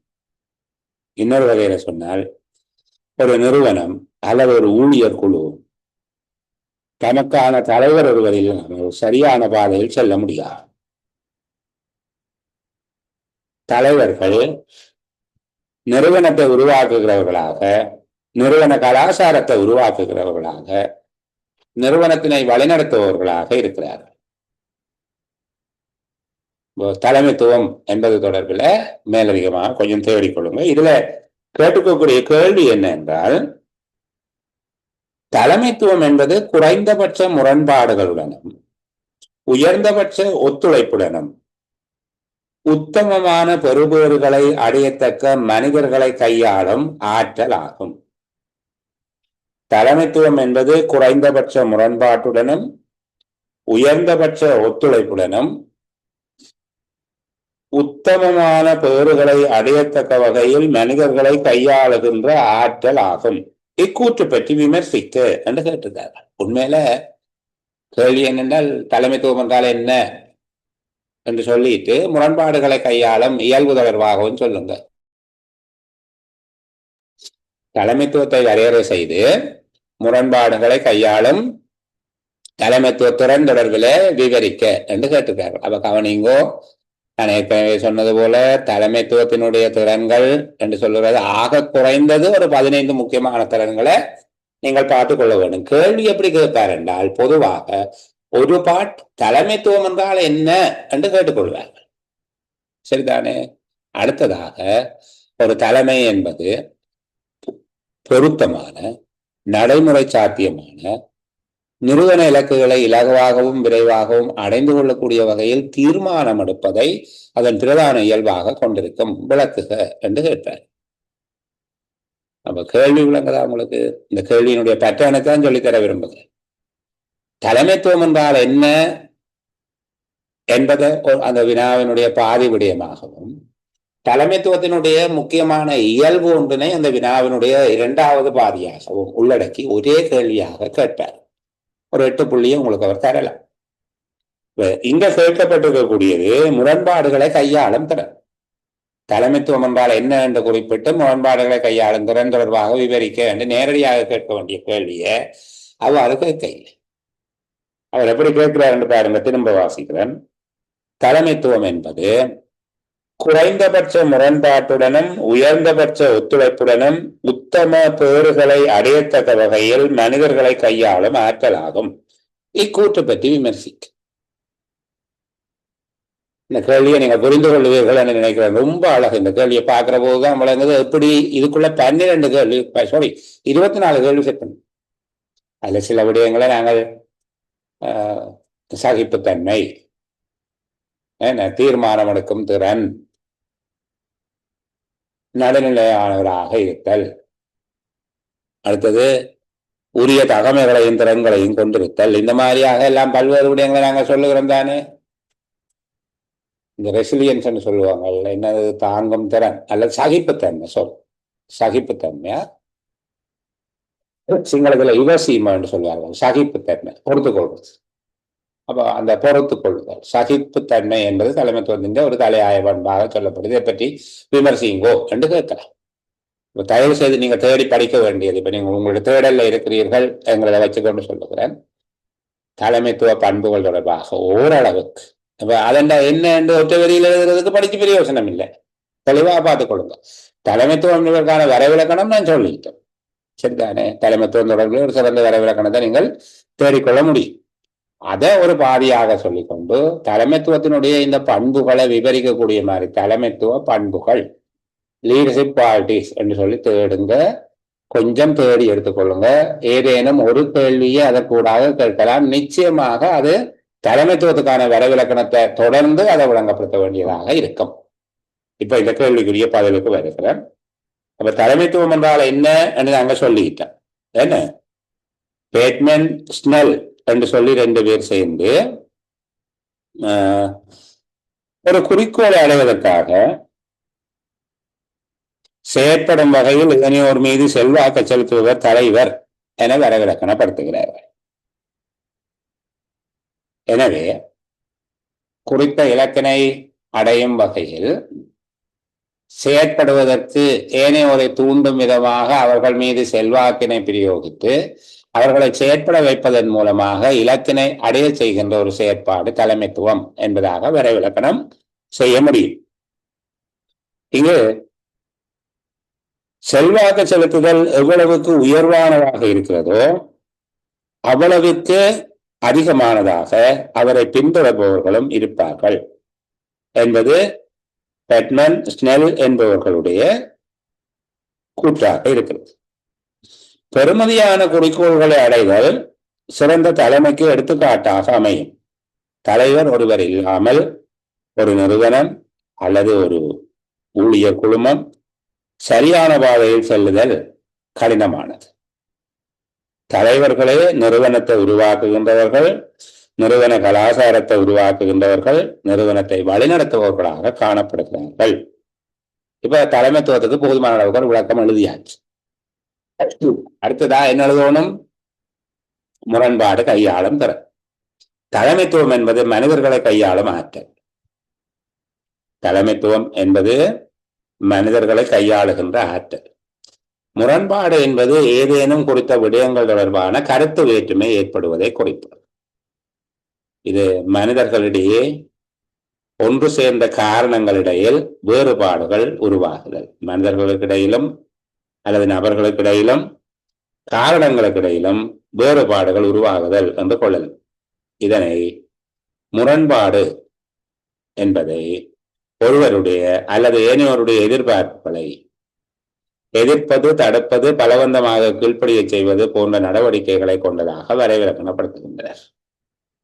நீங்க முரண்பாடு என்பதனை ஒருவருடைய அல்லது ஏனையோருடைய எதிர்பார்ப்புகளை வேண்டுமென்றே எதிர்ப்பது, தடுப்பது, பலவந்தமாக கீழ்ப்படிய செய்வது ஆகிய நடவடிக்கைகளை கொண்டது என்று வரைவிலக்கணப்படுத்துகிறார்கள். முரண்பாடு என்பது அதிகாரம், அந்தஸ்து, சொத்து ஆகியவை தொடர்பாக அரசியல், சமூக, பொருளாதார நடவடிக்கைகள், சமய விடயங்கள் ஆகியவை தொடர்பாக எழுகின்ற விடயமாக எழுகின்ற அபிப்பிராய பேதம் ஒன்றாக அமையலாம். சிறந்த தலைமைத்துவ பண்புகளாக கொள்ளப்படுகின்ற சில இயல்புகளுக்கூடாக ஊக்கத்தோடு செயற்படுதல், ஏனையோரோடு சிறந்த தொடர்பாடலை மேற்கொண்டு வேலைகளை செய்வித்தல், தன் மீதும் தன் சார்ந்தவர்கள் மீது நம்பிக்கை வைத்திருத்தல், கான்பிடன்ஸ் சொல்றது, நேர்மையானவராக உண்மையானவராக செயற்படுதல், மனமார்ந்த வகையில் அன்பு செலுத்தி தனிப்பட்ட உறவை பேணுதல், ஊழியர்கள் மீது கவனம் செலுத்துதல், கியூமிலிட்டி என்று சொல்லுவார்கள், அதாவது தன்னடக்கத்தோடு இருத்தல், தன்னடக்கத்தோடு இருத்தல், ஆக்டிவ் லிசனிங், குற்றச்சாட்டுகளுக்கு செவிமடுப்பதற்கு தயாராக இருத்தல், ஏனையோருடைய கருத்துக்களுக்கு செவிமடுத்தல், குற்றச்சாட்டுகளுக்கு செவிமடுப்பதற்கு தயாராக இருத்தல் போன்ற தலைமைத்துவ பண்புகளுக்கு ஊடாக சிறந்த தலைமைத்துவ பண்புகளை கொண்ட தலைவர் ஒருவர் அவரை பின்தொடர்பவர்களுக்கு வழிகாட்டுவது, அறிவுறுத்துவது, முன்மாதிரியாக இருப்பது போன்றவற்றின் மூலமாக அவர்களிடம் காணப்படுகின்ற முரண்பாடுகளினை இழிவளவாக பேணுவதற்கு, அதாவது குறைந்தபட்ச மட்டத்திலான முரண்பாடு நிலைமையினை முரண்பாடே இல்லாத ஒன்றை கட்டியெழுப்ப இயலாது. அப்ப அவர்களிடையே காணப்படுகின்ற முரண்பாடுகளை இழிவளவாக்குவதற்கும், மினிமைஸ் பண்றேன்னு சொல்லுவாங்க, இழிவளவாக்குவதற்கும் அவர்களுடைய உடன்பாடு, இங்க முரண்பாட்டுக்கு எதிர்ச்சொல்லாக உடன்பாடு என்பதை பயன்படுத்துகிறோம், முரண்பாடு இழிவளவான வகையிலையும் ஒத்துழைப்பு அல்லது அவர்களிடையே உடன்பாடு உயர்ந்த பட்சமாக அமையும் வகையிலும் செயற்படுவதன் மூலமாக நிறுவனத்தின் இலக்குக்காக அடையப்படுகின்ற உத்தம வருபவர்களை அடையும் மனிதர்களை கையாளுகின்ற ஆற்றல் மிகுந்த ஒருவராக தன்னை நிரூபித்துக் கொள்ள முடியும். அப்போ எந்த லீடர்ஷிப் குவாலிட்டிஸை கேட்டாலும் நீங்கள் அதை கொண்டு வந்துடு. உதாரணத்துக்கு தீர்மானம் எடுத்தல் என்று கேட்கப்பட்டால், தீர்மானம் எடுப்பது தொடர்பாக விவரம் எழுதி போட்டு அதுக்குள்ள நீங்க சொல்லணும், அவர் ஏனையோடு தொடர்பாக மேற்கொள்வார், ஊக்கத்தோடு செயற்படுவார், தன்னை நம்புவார், ஏனையவர்கள் மீது நம்பிக்கை வைத்திருப்பார், நேர்மையானவராக உண்மையானவராக இருப்பார், மனமார்ந்த அன்பு செலுத்துவார், ஃபார்ம் என்றார்கள், WARMTH, ஃபார்ம் என்கிற வார்த்தையை பயன்படுத்துகிறார்கள். மனமார்ந்த அன்பு செலுத்த, தனிப்பட்ட உறவை பேணுவது, ஊழியர்கள் மீது கவனம் செலுத்துவது, தன்னடக்கத்தோடு இருத்தல், ஏனையவர்களுடைய கருத்துக்களுக்கு செவிமடுப்பவராக இருத்தல், குற்றச்சாட்டுகளுக்கும் செவிமடுப்பதற்கு தயாராக இருத்தல், சகிப்புத்தன்மை உடையவராக இருத்தல், பக்கஞ்சாராதவராக இருத்தல் போன்ற பல்வேறு கைங்கரியங்களுக்கு ஊடாக அங்க இருக்கக்கூடிய அலுவலர்களை கையாளுவர் என்று சொல்லிட்டு நீங்க பிறகு தீர்மானம் எடுத்தலுக்கு கொண்டு போக இயலும். இங்க முரண்பாடு கையாளுறதுக்கு கொண்டு போய் இருக்குது. அதை கேட்ட விதமாக எழுதக்கூடியதா இருக்குது. சரியா? அந்த திறன்களை கொஞ்சம் பார்த்து கொள்ளுங்க. முக்கியமான சில திறன்களை தலைமைத்துவத்தோடு தொடர்படுத்தி கேட்டால் எழுதக்கூடியதாக இருக்கு. சரி, அடுத்தது இந்த வினையாற்றல் மதிப்பீட்டு முறைகள் என்று சொல்லி கேட்டிருக்கு. வினையாற்றல் முகாமைத்துவம் என்றால் என்ன? அதாவது இந்த பெர்ஃபார்மன்ஸ் மேனேஜ்மெண்ட். பெர்ஃபார்மன்ஸ் மேனேஜ்மெண்ட் என்றது ஊழியர்களுடைய செயற்திறன் மதிப்பீட்டு முகாமைத்துவம் என்று வச்சுக்கொள்வோமே. வினையாற்றல் முகாமைத்துவம் என்பது ஊழியர்களுடைய செயற்திறன் மதிப்பீட்டு முகாமைத்துவம். இந்த ஊழியர்களுடைய செயற்திறனை மதிப்பிடுவது தொடர்பாக 98ஆம் ஆண்டுல இருந்து அறிமுகம் செய்யப்பட்டிருக்குது.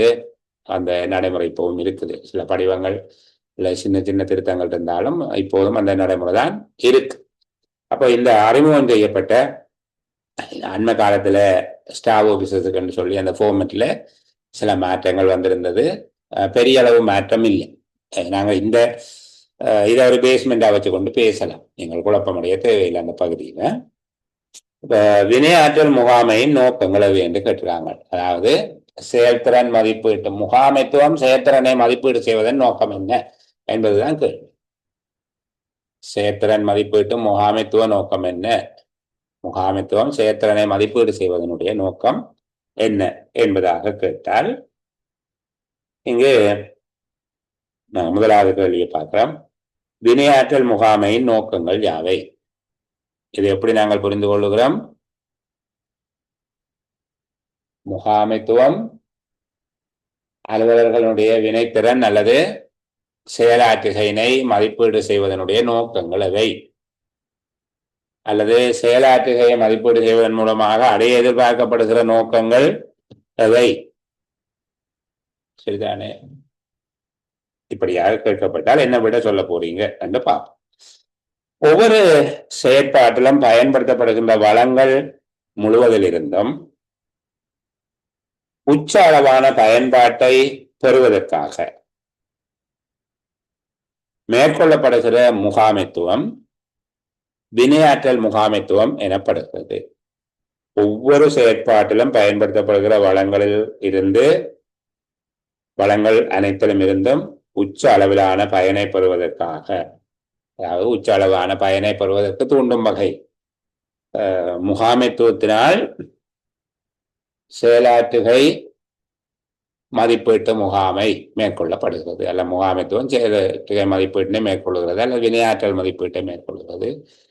வினையாற்றல் மதிப்பீட்டு முகாமைத்துவம் குறித்த இலக்கை அடைவதற்கு செயற்படுகிறது. எப்படி வேணும் என்றாலும் நீங்க எழுதி கொள்ளும் விஷயம் தான். நோக்கங்கள் வேலையினை அதி உயர்ந்த தரத்தில் நிறைவேற்றுவதற்கு ஊழியர்களை தூண்டுவது முதலாவது நோக்கம். ஊழியர்களால் நிறைவேற்றப்படுகின்ற பணிகளை அதி உயர் தரத்தில் நிறைவேற்றுவதற்கு ஊழியர்களை தூண்டுவது.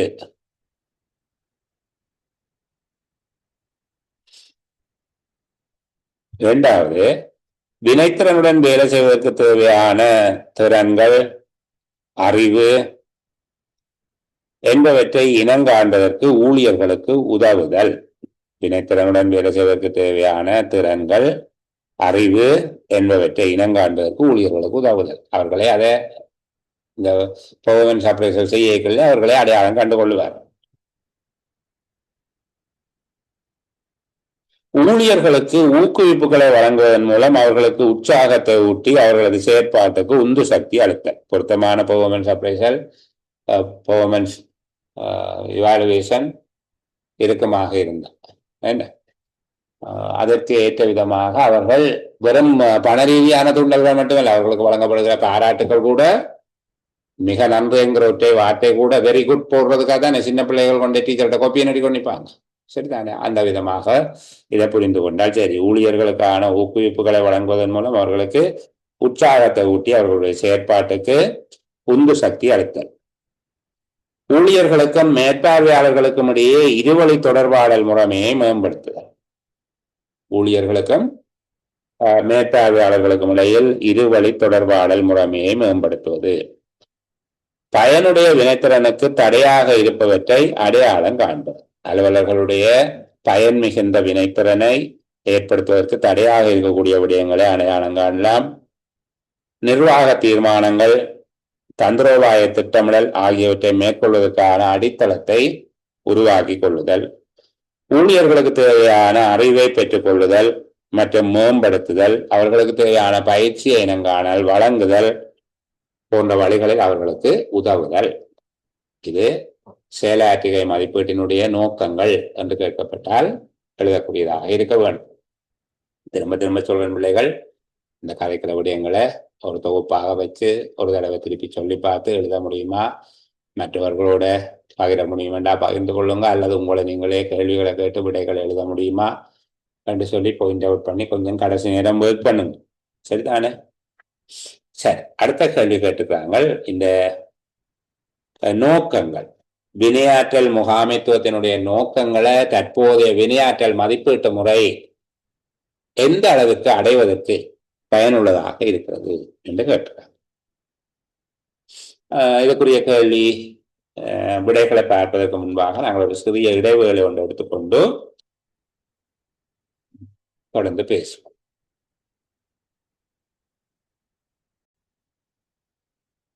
சரி, நாங்கள் தொடர்ச்சியாக பேசுவோம். இந்த வினாவை நீங்கள் புரிந்து கொள்ளுகிற விதமாக நான் உங்களுக்கு சொல்லுகிறேன். இங்கே தற்போது நடைமுறையில் உள்ள வினையாற்றல் மதிப்பீட்டு முறைமை, தற்போது நடைமுறையில் உள்ள செயலாற்றுகை மதிப்பீட்டு முறைமை, வினையாற்றல் மதிப்பீட்டு முறைமை எப்படி கேட்கப்பட்டாலும் இன்னும் வேறு ஏதும் பெயர் வந்தாலும் நீங்கள் இதுதானா என்று உய்த்துணரக்கூடியதாக இருக்க வேண்டும். மொழிபெயர்ப்பு குறைபாடுகள் அதிக அளவில் எங்களுடைய மொழியில செல்வாக்கு செலுத்தும் அல்லது தாக்கம் செலுத்தும். கவனமாக இருக்க வேணும். அவ அரசாங்கத்தினாலே அறிமுகம் செய்யப்பட்டு தற்போது நடைமுறையில் உள்ள செயலாற்றுகை மதிப்பீட்டு முறைமையின் மூலமாக செயலாற்றுகை முகாமைத்துவத்தின் நோக்கங்கள் அல்லது வினையாற்றல் முகாமையின் நோக்கங்கள் எவ்வளவு தூரம் அடையப்பட்டுள்ளன என்பது தொடர்பாக பரிசீலிக்க என்று உங்களிடம் கேட்கப்பட்டால், தற்போது உள்ள செயலாற்றுகை மதிப்பீட்டு முறைமைகள் அந்த மதிப்பீட்டின் நோக்கத்தினை அடைவதில் எவ்வளவு தூரம் வெற்றி அடைந்துள்ளன என்பது கேள்வி. இதற்கு ஏற்ற விதமாக நாங்கள் பதிலளிக்க போறோம். அதை பார்த்துக்கோம். சரிதானே? மாற்றம் செய்யப்பட்டு தற்போது அறிமுகம் செய்யப்பட்ட அல்ல தற்போது நடைமுறையில் உள்ள செயலாற்றுகை மதிப்பீட்டு முறைமை சில சிறப்பு அம்சங்களை கொண்டதாக இருக்கிறது. இங்கு வினையாற்றல் மதிப்பீட்டுக்கான படிவம், அதாவது செயலாற்றுகை மதிப்பீட்டு படிவம், மதிப்பீட்டுக்கு உட்படுத்தப்படுபவர், மதிப்பீடு செய்பவர், தரங்கணிப்பவர் அல்லது கணிப்பீடு செய்பவர் ஆகியோரால் பூரணப்படுத்தப்பட வேண்டி இருக்கிறது. இது அதனுடைய சிறப்பு அம்சங்களில் ஒன்று. இப்போ அதற்கு முன்னர் இருந்த வடிவங்கள் ஒரு அலுவலரை பற்றி மேலதிகாரி தரப்படுத்துவதாக இருந்தது. தற்போது அப்படி அல்ல. தற்போது நடைமுறையில் செயலாற்றுகை மதிப்பீட்டு முறைமையில் மாற்றம் ஏற்படுத்தப்பட்டு தற்போது காணப்படுவதனுடைய சிறப்பு அம்சம் வினையாற்றல் மதிப்பீட்டுக்கான படிவம், மதிப்பீட்டுக்கு உட்படுத்தப்படுபவர், மதிப்பீடு செய்பவர், தர கணிப்பீடு செய்பவர் அல்லது கணிப்பீடு செய்பவர், அவரை தரப்படுத்துனர் என்று சொல்லி சொல்றார், ஆகியோரால் பூரணப்படுத்தப்பட வேண்டி இருக்கிறது. இம்மதிப்பீடு பதவிநிலை உத்தியோகர்களை பொறுத்தவரையில் அரையாண்டுக்கு ஒரு முறை மேற்கொள்ளப்படுகிறது. பதவிநிலை உத்தியோகர்களை பொறுத்தவரையில் வினையாற்றல் மதிப்பீடு என்பது ஜனவரி மாதம் 1ஆம் தேதியிலே ஆரம்பித்து அந்த ஆண்டினுடைய டிசம்பர் மாதம் 31ஆம் தேதியிலான காலப்பகுதியாக அமையும். ஏனைய அலுவலர்களுடையது வேதனையற்ற திகதியில் ஆரம்பித்து அடுத்த ஆண்டின் வேதனையற்ற திகதிக்கு முன்னுள்ள நாள் வரையிலான ஓராண்டு காலப்பகுதியை கொண்டதாக இருக்கும். இங்கு பதவிநிலை அலுவலர்களுக்கு அரையாண்டுக்கு ஒரு முறை மேற்கொள்ளப்படுகிறது. அங்க இடைக்கால தர கணிப்பீடு என்று சொல்லி ஒன்று இருக்கு. சரிதானே? மெட்டியருக்கு ஒரு மதிப்பீடு ஒன்று இருக்கு. பதவிநிலை அலுவலர்களுக்கு அரையாண்டுக்கு ஒரு முறை செயலாற்றுகை மதிப்பீடு மேற்கொள்ளப்படுகிறது அல்ல வினையாற்றல் மதிப்பீடு மேற்கொள்ளப்படுகிறது. இதன் மூலமாக வினையாற்றல் மதிப்பீட்டோடு சம்பந்தப்பட்டவர்கள் அவர்களோடு தொடர்புபட்ட பொறுப்புகளை அறியக்கூடியதாகவும் அதற்கு ஏற்ப செயற்படக்கூடியதாகவும் இருக்கின்றது. மேலும் மதிப்பீட்டுக்கு உட்படுத்தப்படுபவர் தன்னால் நிறைவேற்றப்பட வேண்டிய வேலைகளை அறிந்து கொள்வதோடு அதற்கு ஏற்ற வகையில் திட்டமிட்டு காரியமாற்றக்கூடியதாக இருப்பதும் இதன் சிறப்பான தன்மை என கொள்ளக்கூடியதாக இருக்கிறது. மதிப்பீடு செய்பவர், கணிப்பீடு செய்பவர் ஆகியோர், கணிப்பீடு செய்பவர் என்பதை நான் தரங்கணிப்பவர் என்று சொல்லி சொல்றேன். மதிப்பீடு செய்பவர், கணிப்பீடு செய்பவர் ஆகியோர் தமக்கு கீழ் பணிபுரிவோர் எவ்வாறு பணிபுரிதல் வேண்டும் என்பதை வரையறை செய்து கொள்வதுடன் அவர்களால் உத்தியோகத்தர்களிடமிருந்து எதிர்பார்க்கப்படுகின்ற அளவு வேலைகளை வினைத்திறனுடன் நிறைவேற்றப்பட்டுள்ளது என்பது பற்றியும் உறுதி செய்து கொள்ளக்கூடியதாக இருக்கிறது. அனுபவத்தின் மூலமாக இதை எடுத்து பார்க்கும்போது உண்மையிலேயே அனைத்து அலுவலகங்களிலும் இந்த மதிப்பீட்டு முறை சரிவர பின்பற்றப்படுகிறதா என்பதை நாங்கள் வளமையா இப்படியான குறைபாடு வந்தால் எப்படி நழுவுகிற நாங்கள் அனுபவத்தின் மூலமாக இதனை எடுத்து பார்க்கும்போது உண்மையிலேயே அனைத்து அலுவலகங்களும் இந்த மதிப்பீட்டு முறை சரிவர நடைமுறைப்படுத்தப்படுகிறதா என்பதனை திட்டவட்டமாக உறுதிப்படுத்த இயலாது உள்ளது. இல்லை என்று சொல்ல மாட்டோம் நாங்கள். சரிதானே? திட்டவட்டமாக உறுதிப்படுத்த இயலாது உள்ளது. ஏனெனில் இந்த மதிப்பீட்டினை மேற்கொள்ளும் முறை பற்றி கணிப்பீடு செய்பவர்கள், கணிப்பீட்டுக்கு உட்படுபவர்கள் ஆகியோருக்கு போதிய பயிற்சிகள் வழங்கப்படாத நிலைமையும் காணப்படல. இதன் காரணமாக சில உத்தியோகத்தர்கள் நுணுக்கமாக அவதானிக்காத மதிப்பீட்டினை அல்லது கணிப்பீட்டினை மேற்கொள்வதை அவதானிக்கக்கூடியதாக இருக்கிறது.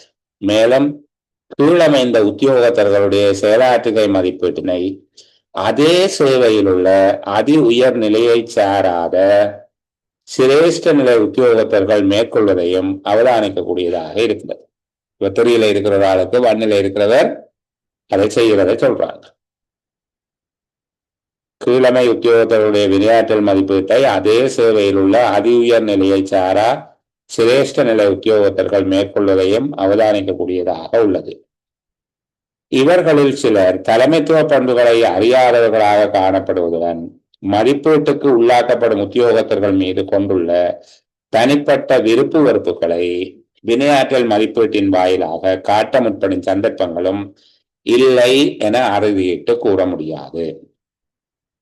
இவ்வாறு வினையாற்றல் மதிப்பீட்டு முறைமை அரசு திணைக்களங்களுக்கு அறிமுகப்படுத்தப்பட்டு பல வருடங்கள் கடந்துவிட்ட போதிலும் இம்மதிப்பீட்டு முறையின் மூலமாக எய்தப்பட்ட பெறுபேறுகள் பற்றிய மதிப்பீடு, அடையப்பட்ட பெறுபேறுகள் பற்றிய மதிப்பீடுகள் அல்லது ஆய்வுகள் என்பன இதுவரையில் அதிக அளவில் மேற்கொள்ளப்படாதிருப்பதனால் வினையாற்றல் மதிப்பீட்டுக்கு உள்ளாக்கப்படும் உத்தியோகத்தர்களால் விடுக்கப்படும் கோரிக்கைகள் முழுமையாக நிறைவேற்றப்படுவது அல்லது சுட்டிக்காட்டப்படும் குறைபாடுகள் நிவர்த்தி செய்யப்படுவது, வேண்டப்படுகின்ற பயிற்சிகள் அவர்களுக்கு வழங்கப்படுவது என்பவை தொடர்பில் மட்டுப்பாடு தொடர்ந்தும் காணப்படுகிறது. இது ஒரு சாதாரணமான சம்பிரதாயபூர்வமான காரியம், வழக்கமான சம்பிரதாயபூர்வமான சாதாரணமான ஒரு காரியம் என்று செயலாற்றுகை மதிப்பீட்டை நினைக்கின்ற நிலைமை காணப்படுகின்றது. மேலும் இங்கு திருப்தி, நன்று, மிக நன்று போன்ற விடயங்கள் குறிப்பிடப்பட்ட போதிலும் இவற்றின் அடிப்படையில் அலுவலர்களுக்கு கிடைக்கின்ற நிதிசார் அனுகூலங்கள் என்பவை சமமான மட்டத்திலேயே காணப்படுகிறது. ஆளாளுக்கு இன்கிரிமெண்ட் மாற்றி போடுறதோ, திருப்தி என்றிருக்கிறவருக்கு ஒரு இன்கிரிமெண்ட், நன்று என்கிறவருக்கு அதை விட கூட, மிக நன்று என்பவருக்கு இன்னும் கூடிய இன்கிரிமெண்ட் ஒன்றும் கொடுப்பேன். ஆகவே இந்த மதிப்பீட்டு முறை தொடர்பிலான அவர்களுடைய அதன் பெறுமதியை கருத்தில் கொள்ளுதல் தொடர்பில் பணியாளர்களிடையே விருது பெற்ற தன்மை என்கிற ஒரு மனப்பாங்க நாங்கள் முழுமையாக அவதானிக்க முடியாமல் இருக்கிறது. எனினும் இந்த மதிப்பீட்டு முறை அலுவலர்கள் தமக்குரிய கடமைகளை புரிந்து கொள்ளல், மேலதிகாரிகள் அவர்களுடைய கடமைகளை மதிப்பீடு செய்தலும் அவர்களுக்கான தேவைகளை கண்டுணர்தலும் நிறைவேற்றுதலும், கணிப்பிடுபவர் தன்னுடைய மேற்பார்வை பொறுப்பினை அல்லது தலைமைத்துவ முகாமையினை சிறப்புற நிறைவேற்றுவதற்கான வழிகாட்டியாக அமைதல் போன்ற அடிப்படையில் கணிசமான அளவு தன் நோக்கங்களை நிறைவேற்றியுள்ளது என்பதை கூற முடியும். கணிசமான அளவுக்கு தன் நோக்கத்துல அது வெற்றி அடைந்துள்ளது எனினும் முன்னேறுவதற்கு மேலும் இடம் உண்டு என்று சொல்லி இதை முடிச்சு கொள்ள இயலும். சரியா? அடுத்தது முரண்பாடுகள் தொடர்பான விடயம். நான் உங்களுக்கு ஏற்கனவே சொன்ன அந்த முரண்பாடு தொடர்பாகவும் அதே போல வேலை மதிப்பீடு தொடர்பாக, வேலையினுடைய மதிப்பீடு, வேலை அளவீடு என்ன மெஷர்மெண்ட். ஒரு நிமிஷம் சகோதரங்கள் இப்படி இருங்க வாரன்.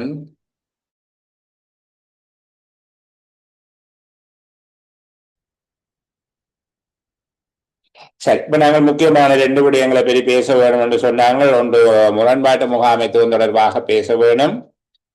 அடுத்தது வேலை அளவீடு. நான் சொல்றது வேலை மதிப்பீடு அல்லது வேலை பெறுமதியிட அல்ல, ஒர்க் வேல்யூவேஷன் அல்ல, ஒர்க் மெஷர்மெண்ட் சம்பந்தமாக பேச வேணும். இப்ப 2 விதமான விடயங்களை பற்றி நாங்கள் கதைக்க வேணும். சரிதானே? முதலாவதாக இந்த வேலை அளவீடு தொடர்பாக பேசுவோம். வேலை அளவீட்டையும் ஓரளவுக்கு எதிர்பார்க்கிறோம். சில வேலைகள்ல கேட்கலாம், கட்டாயம் கேட்பார்களா தெரியல. கேட்டால் வேலை அளவீடு, அலுவலக முகாமைத்துவத்தில் வேலை அளவீடு எவ்வகையில் முக்கியத்துவம் பெறுகிறது என்று கேட்பார். அலுவலக முகாமைத்துவத்தில் வேலை அளவீடு முக்கியத்துவப்படும் விதத்தை விளங்கப்படுத்துங்கோ என்று கேட்பார்.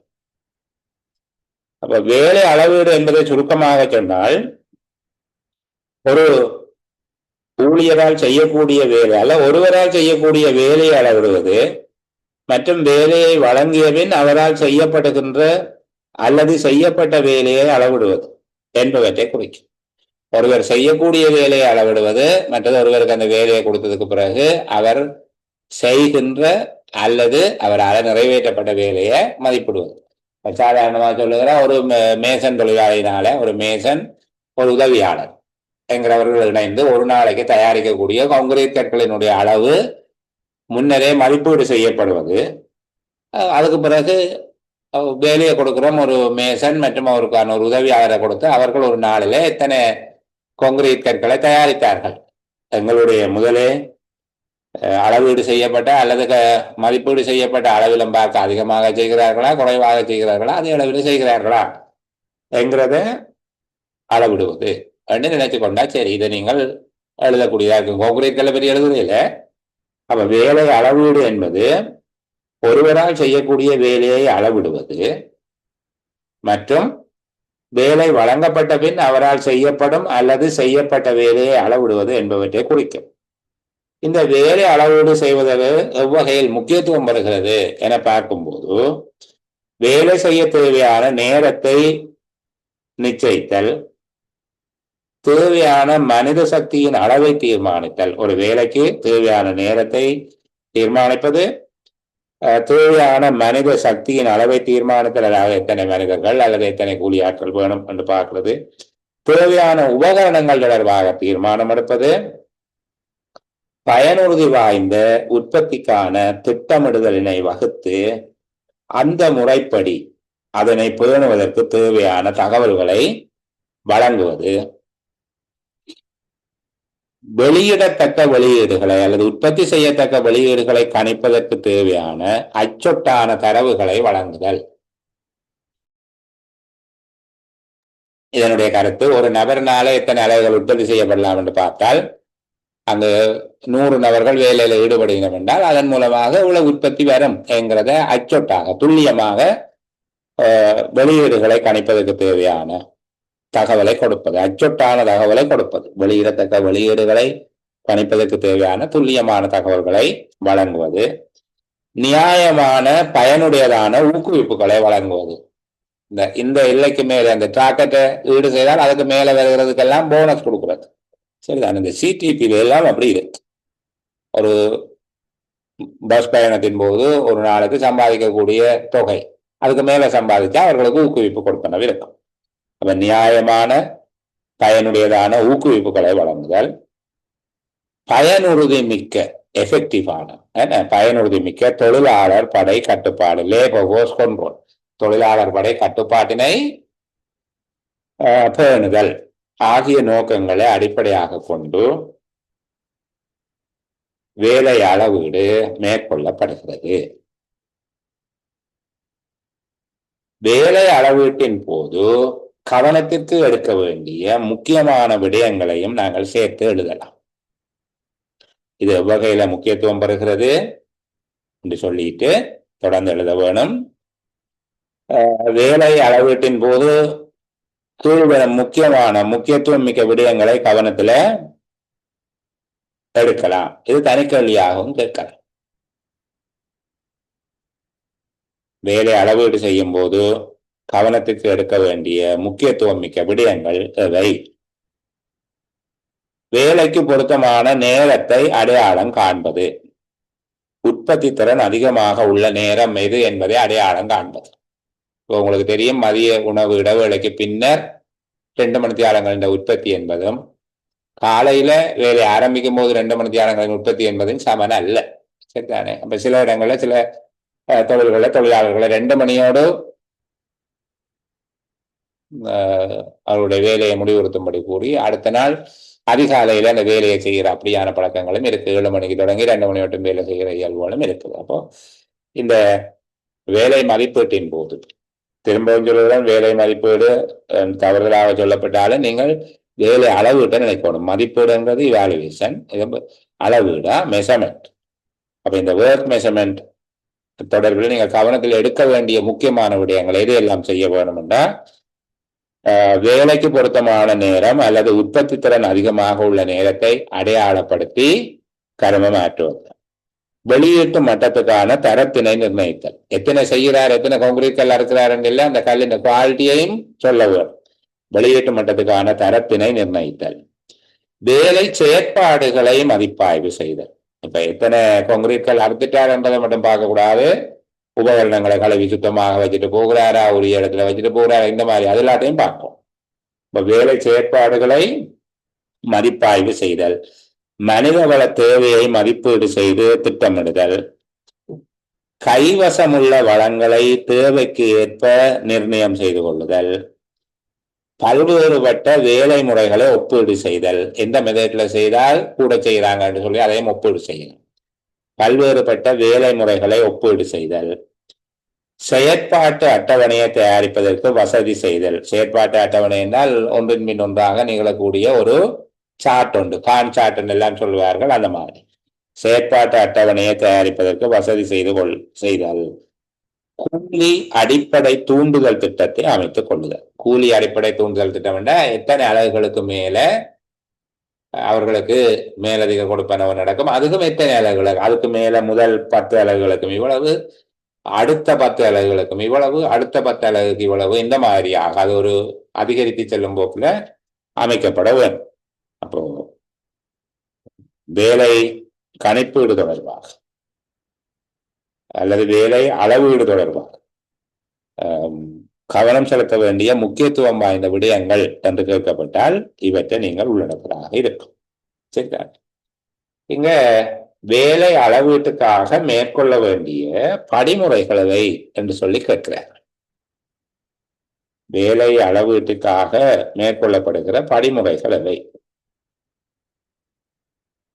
ஒரு அலுவலகத்தில் வேலை அளவீட்டை மேற்கொள்ளும் போது பின்பற்றப்பட வேண்டிய படிமுறைகளை என்று கேட்கப்பட்டிருக்கு. அப்ப இந்த பகுதியை கொஞ்சம் பார்த்தால், இருக்கின்ற வேலைகள் தொடர்பில் சகல தகவல்களையும் பதிவு செய்து கொள்ள வேண்டும். முதல்ல சரிதானே? இருக்கின்ற சகல தகவல்கள் தொடர்பாகவும் நீங்கள் பதிவுகளை மேற்கொள்ள வேண்டும். முறைமையின் முழுமையான விவரணத்தை பகுதிகளாக பதிவு செய்ய வேண்டும். இந்த வேலை தொடர்பான விவரணம் ஒன்று இருக்கும் உங்கள்கிட்ட, அது வேலையை பற்றி, அது விவரணம் என்பது ஆளை பற்றியதல்ல என்று சொன்னாங்க. அப்ப விவரணம் பற்றிய விடயங்களை பகுதி பகுதியாக அதில் பதிஞ்சு கொள்ள வேணும். அந்த வேலையை செய்யறதுக்கு எவ்வளவு நேரம் எடுக்கும், அது மற்ற வேலைகளோட எப்படி தொடர்புபடுகிறது, அந்த மாதிரியே எவ்வாறு செய்கிறார்கள், ஏன் செய்கிறார்கள் போன்ற விடயங்கள் எல்லாத்தையும் பார்க்க வேணும் என்று சொல்லி தந்தாங்க. அப்ப இந்த வேலை விவரணத்தின் உதவியோடு ஒரு வேலையை சின்ன சின்ன துண்டுகளாக ஆக்கி ஒவ்வொரு பகுதி தொடர்பாகவும் நீங்கள் பதிஞ்சு வச்சிருக்கோம். அப்ப செய்யப்படுகிற வேலைன்னா முதலாவது இப்ப மண்ணை அரிக்கிறது, சீமெந்த அதனுடைய சீமெந்த மூடையை பிரித்து கலக்கிறது, நீர் ஊற்றி அதுக்கு போதுமா அந்த என்ன கலவைக்கூடிய கல்லை சேர்க்கிறது, அதை நீர் ஊற்றி குழைக்கிறது, இந்த மாதிரியாக அந்த வேலையை ஒரு பகுதியாக போடணும். பகுதியாக போட்டு அது தொடர்பான தகவலை முதல் பதிஞ்சு வச்சிருக்கணும். பதிஞ்சு வச்சிருக்கிறது என்றால் ஒவ்வொரு வேலை தொடர்பிலையும் ஒரு டேபிள் ஒன்று கிரியேட் பண்ணி வச்சுக்கொள்வோம். சரியா? அடுத்தது ஸ்டாப் வாட்ச் உதவியோட நேரத்தை அளவீடு செய்து பதிய வரும். ஸ்டாப் வாட்சை வச்சு பதியும். சிமெண்ட் ஒரு மூடை சிமெண்ட் ஆவிட்டு கொட்டுறதுக்கு எவ்வளவு நேரம் எடுக்கும், மணலை அரிதட்டில் அரிச்சு கொண்டு வந்து சேர்க்கிறதுக்கு ஒரு சிமெண்ட் மூடைக்கு தேவையான மணல், அதுக்கு தேவையான கல், இதை கொண்டு வந்து சேர்க்கிறதுக்கு, அதை குழைச்சு உரிய தரத்திலான கான்கிரீட்டை தயாரிக்கிறதுக்கு எவ்வளவு நேரம் எடுக்குது. அப்ப இப்படி எல்லாத்துக்கும் நிறுத்தல் கடிகாரத்தின் உதவியோட நேரத்தை அளவீடு செய்து பதிய வேணும். வேலை ஓட்டத்தை மதிப்பிட வேணும். வேலை ஓட்டத்தை என்ன, ஒவ்வொரு வேலைக்கும் ஒவ்வாறான நேரம் எடுக்குது, அப்படி அந்த ஃப்ளோ நடக்குதுன்னு சொல்லி. அப்ப இந்த அவதானிக்கப்பட்ட நேரத்தை அடிப்படையாக வச்சுக்கொண்டு இதை ஒரு தொடர் பரிசோதனை கூட ஒரு ஆளுக்கு செய்து பார்த்துட்டு முடிவுக்கு வரையிலாதானே. அப்ப அவதானிக்கப்பட்ட நேரத்தை அடிப்படையாக வச்சுக்கொண்டு அதை ஒரு அடிப்படை நேரத்துக்கு அமைவாக நீடிச்சு கொள்ள வேண்டும். சில பேர் ஒரு விஷயத்த 3 நிமிடத்துல செய்யறாங்க, சில பேர் 4 நிமிடத்துல செய்யறாங்க, பெரும்பாலான நாட்கள் 4 நிமிடம் செய்யறாங்க. என்னால் நாங்கள் அடிப்படை நேரமாக ஒரு 4 நிமிடத்தை வச்சுக்கொள்ளலாம். சில பேர் 3 நிமிடத்திலையும் செய்யலாம். ஒரு அடிப்படை நேரத்துக்கு அமைவாக அந்த நேரத்தை நாங்கள் நீடிச்சு கொள்ள வேண்டும். கொடுப்பனவை நிர்ணயிக்க வேண்டும். கொடுப்பனவை நிர்ணயிக்கிறேன்னா முதல் 4 நிமிடங்கள்ல இவ்வளவு செய்யறதுக்கு அதுக்குரிய கொடுப்பனவு. அடிப்படை நேரத்துக்கு அமைவாக கொடுப்பனவுகளை கணக்கிட வேணும். ஒரு ஸ்டாண்டர்ட் டைம் உண்ட கடைசியா நாங்கள் நியமிக்க வேணும். இப்போ அந்த நியம நேரத்தின் அடிப்படையில ஸ்டாண்டர்ட் டைம் இல்லை, அதுக்கு மேல போகிற போது அதற்குரிய கொடுப்பனவுகள் தொடர்பில் அல்லது ஊக்குவிப்புகள் தொடர்பான ஒரு பொருத்தமான ஒரு தூண்டும் அடிப்படையிலான தொழிலாளர்களை தூண்டும் அடிப்படையிலான ஒரு கூலி திட்டம் ஒன்றை வகுத்துக் கொள்வது, அதையும் இதுக்குள்ள சேர்க்கிறோம். அப்ப வேலை அளவீடு ஒன்றை செய்கிற போது, வேலை அளவீட்டின் அடிப்படையில பிறகு நீங்க கூலியை கொடுக்க போறீங்க. வேலை அளவீடு ஒன்றை செய்கிற போது படிமுறைகளை சொல்லுங்கன்னா நீங்க ஒரு 8 படிமுறை சொல்லலாம். ஒன்று, சகல தகவல்கள் தொடர்பாகவும் பதிவுகளை எடுத்துக்கொள்ள வேணும். இருக்கிற சகல வேலைகள் தொடர்பான தகவல்களையும் முதலெடுக்க வேணும். அந்த வேலையில ஒவ்வொரு வேலை தொடர்பான முறைமையின் முழுமையான விவரணம், ஒரு வேலை முறைமையினுடைய முழுமையான விவரணம் என்றால் ஒவ்வொரு சிறிய துண்டு தொடர்பாகவும் தனித்தனியாக ஒரு லிஸ்டை ப்ரிப்பேர் பண்ண வேணும். 3வது, நிறுத்தல் கடிகாரத்தின் உதவியோட நேரத்தை அளவீடு செய்கிறது. 4, வேலையோட்டத்தை மதிப்பீடு செய்தல். 5வது, அவதானிக்கப்பட்ட நேரத்தை அடிப்படையாக கொண்டு அடிப்படை நேரத்துக்கு அமைவாக அதனை நடித்தல். ஒரு கொடுப்பனவினை நிர்ணயித்துக் கொள்ள வேண்டும். இதற்கான கொடுப்பனவை நிர்ணயிக்கிறது. அடிப்படை நேரத்துக்கு அமைவாக கொடுப்பனவை கணக்கிடவும். நியம நேரம் ஒன்று நிர்ணயித்துக் கொள்ளணும். ஸ்டாண்டர்ட் டைம் இவ்வளவுதான் என்று சொல்லி, அப்ப இது ஒரு வேலை அளவீடு தொடர்பாக கேட்கப்பட்டார். திரும்பவும் சொல்லுகிறேன், வேலை அளவீடா வேலை மதிப்பீடா அல்லது வேலை மதிப்பீடு நாங்கள் வேலை பெறுமதிகள் என்று சொல்றோம். நாங்கள் ஜாப் இவாலுவேஷன் அதுவா இதுவான்றதை பார்த்துட்டு விட எழுதணும். மாறி எழுதினீங்கன்னா இருக்கிற புள்ளி அப்படியே அள்ளப்பட்டு போயிடும். அது கூலி வீதங்களை நிர்ணயிப்பதற்காக ஒவ்வொரு வேலைக்கும் பெறுமதி எடுக்கிற ஒரு முறைமை அல்லது முக்கியத்துவத்தின் அடிப்படையில வரிசைப்படுத்துகிற ஒன்று. அது வேலைகளுக்கு இடையில ஒப்பீடு செய்து இந்த வேலை உயர்ந்தது இந்த வேலை குறைந்தது என்று சொல்லி செய்கிற கருத்து. அப்ப அந்த கருத்தை இதோட கொண்டு வந்து பொருத்தி போடக்கூடாது, கவனமா இருக்கவும்.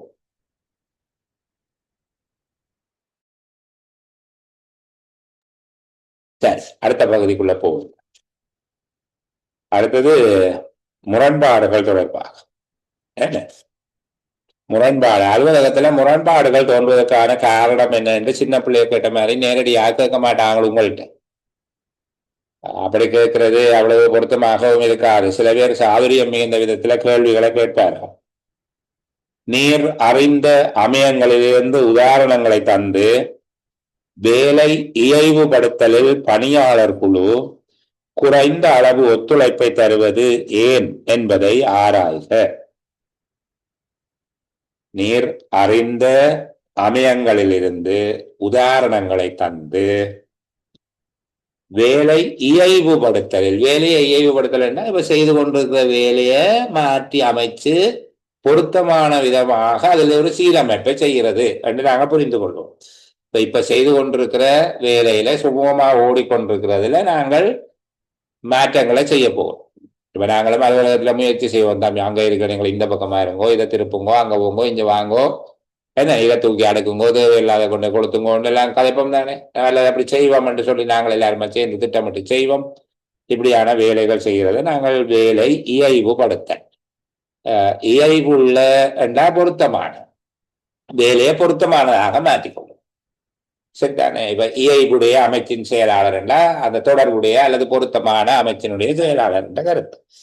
அப்ப இங்கு வேலையை இயைவுபடுத்துவதில் பணியாளர்கள் குழு குறைந்த அளவான ஒத்துழைப்பை தருவது ஏன்? இதனுடைய மறுவளமாக கேட்டால், அலுவலகத்தில் மாற்றங்களை மேற்கொள்ளும் போது பணியாளர்களுடைய முரண்பாடு தோன்றுவதற்கான காரணங்கள் என்ன என்பது கேள்வி.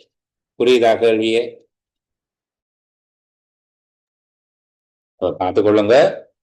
நீங்கள் அறிந்த அமையங்களில் இருந்து உதாரணங்களை தந்தனா உங்களுக்கு தெரிஞ்ச ஆபீஸ்ல இருந்து உதாரணங்களை எடுத்து உங்களுடைய அலுவலகங்களுடைய பேர்கள் போட்டு எல்லாம் முடிவு எழுதக்கூடாது. நீர் அறிந்த அமையங்களில் இருந்து உதாரணங்களை தந்து வேலை இயைவுபடுத்தல் பணியாளர் குழு குறைந்த அளவு ஒத்துழைப்பை தருவது ஏன் என ஆராய்க. இது ஒரு கொஞ்சம் பழைய மெதேடை சொல்லிக் கொண்டிருக்கிறேன், திரும்பவும் சொல்லுகிறேன். இன்றைக்கு 20 வருடங்களுக்கு முன்பின்னான கேள்விகளை பற்றி பேசி கொண்டிருக்கிறது காரணம் ஒவ்வொரு ஆண்டும் பேப்பர் மாடலை மாற்றலாம், புதுசாக உங்களுடைய திறன்களை பரிசீலிக்கலாம். கடந்த 2 வினாத்தாள்களை பார்க்கிற போது இப்படியான கேள்விகள் இல்லை, கொஞ்சம் நேரடியாக கேட்கப்பட்டிருக்குது.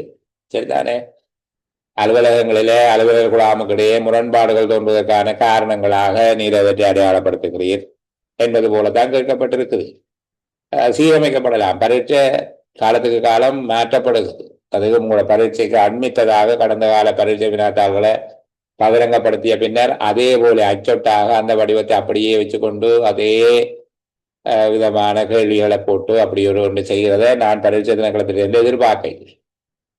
ஏதேனும் சிறிய மாற்றங்கள் நிகழும். கேள்வியினுடைய கட்டமைப்புகள்ல மாற்றம் வருகிறதோ இல்லையோ, கேள்வி கேட்கப்படுகிற விதங்களையாவது குறைந்தபட்சம் ஒரு மாற்றத்தை நாங்கள் எதிர்பார்க்கலாம். நேரடியான கேள்விகளாக இல்லாமல் ஓரளவுக்கு விடய பரப்புக்குள்ள கொண்டு போய் அதை செருகி நீங்கள் அந்த கேள்விகளை புரிந்து கொள்ளுகிற வல்லமைகளை மதிப்பீடு செய்கிற விதமாகவும் வரலாம்.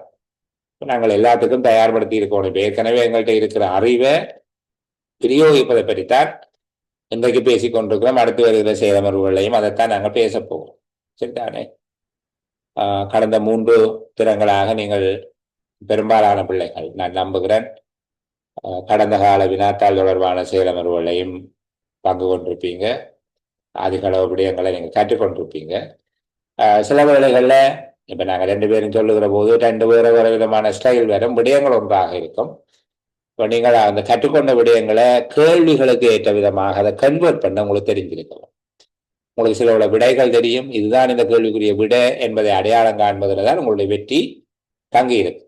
அப்போ நேரடி கேள்விகளுக்கு விடைகளை படித்து கொண்டு போகிற நீங்கள் சில வேளைகளில் அது ஒரு விடயத்தோடு தொடர்புபடுத்தியதாக ஒரு வினாவாக அதை மாற்றி அமைக்கிற போது, நேரடி கேள்வியாக இல்லாமல் ஆனால் அதுக்குள்ள கேள்வி இருக்கிற விதமாக அமைக்கிற போது கொஞ்சம் சவால்களை நீங்கள் எதிர்கொள்ள வேண்டி இருக்கும். அந்த சவாலை எதிர்கொள்வதற்கு தான் நான் உங்களுக்கு இன்றைக்கு 10ஆம் தேதி என்ன இன்னும் 8 நாட்கள் இருக்கு, அந்த காலப்பகுதிக்குள்ள உங்களை தயார்படுத்தி கொள்ள வேணும் என்கிறது என்னுடைய விருப்பம். சரி, அப்ப இங்க கேட்டிருக்குது, குறைந்த அளவு ஒத்துழைப்பை தருவது ஏன்? அதனுடைய மரபு வளமான கேள்வி. அலுவலர் குழாமுக்கிடையில வேலைகளை இயல்புபடுத்தும் போது அல்லது வேலைகளை மாற்றி அமைக்கின்ற போது முரண்பாடு தோன்றுவதற்கான காரணம் என்ன என்று சொல்லி பார்ப்போம். அரச அமையங்களில் பெரும்பாலான உத்தியோகத்தர்கள் வேலை இயல்புபடுத்தலில் எதிர்பார்க்கும் அளவு ஒத்துழைப்பினை தருவதில்லை என்ற பொதுவான அபிப்பிராயம் நிலவுகிறது. நாங்கள் சொல்ல ஒரு அபிப்பிராயம் இருக்கு, ஒப்பீனியன். சரிதானே? அதுதான் சொல்லுகிறோம். அரசு அமையங்களில் பெரும்பாலான உத்தியோகத்தர்கள் வேலை இயல்புபடுத்தலில் தேவையான அளவு ஒத்துழைப்பை தருவதில்லை என்ற பொதுவான அபிப்பிராயம் ஒன்று காணப்படுகிறது. இதற்கான காரணங்கள் என்று பார்க்கின்ற போது ஏதாவது குறிப்பிட்ட ஒரு நிறுவனத்தில் மாத்திரமல்ல, சகல அமையங்களிலும், ஏதேனும் குறிப்பிட்ட ஒரு அமையத்தில் மாத்திரமல்ல சகல அமையங்களிலும் இந்த காரணிகள் பொதுவானவையாக, இந்த நிலைமைகள் பொதுவானவையாக காணப்படுவதை நாங்கள் அவதானிக்கக்கூடியதாக இருக்கிறது. அந்த பொதுவான காரணங்களை பற்றி நாங்கள் சொல்ல போறோம். ஒரு நிமிஷம் பிள்ளைகள்.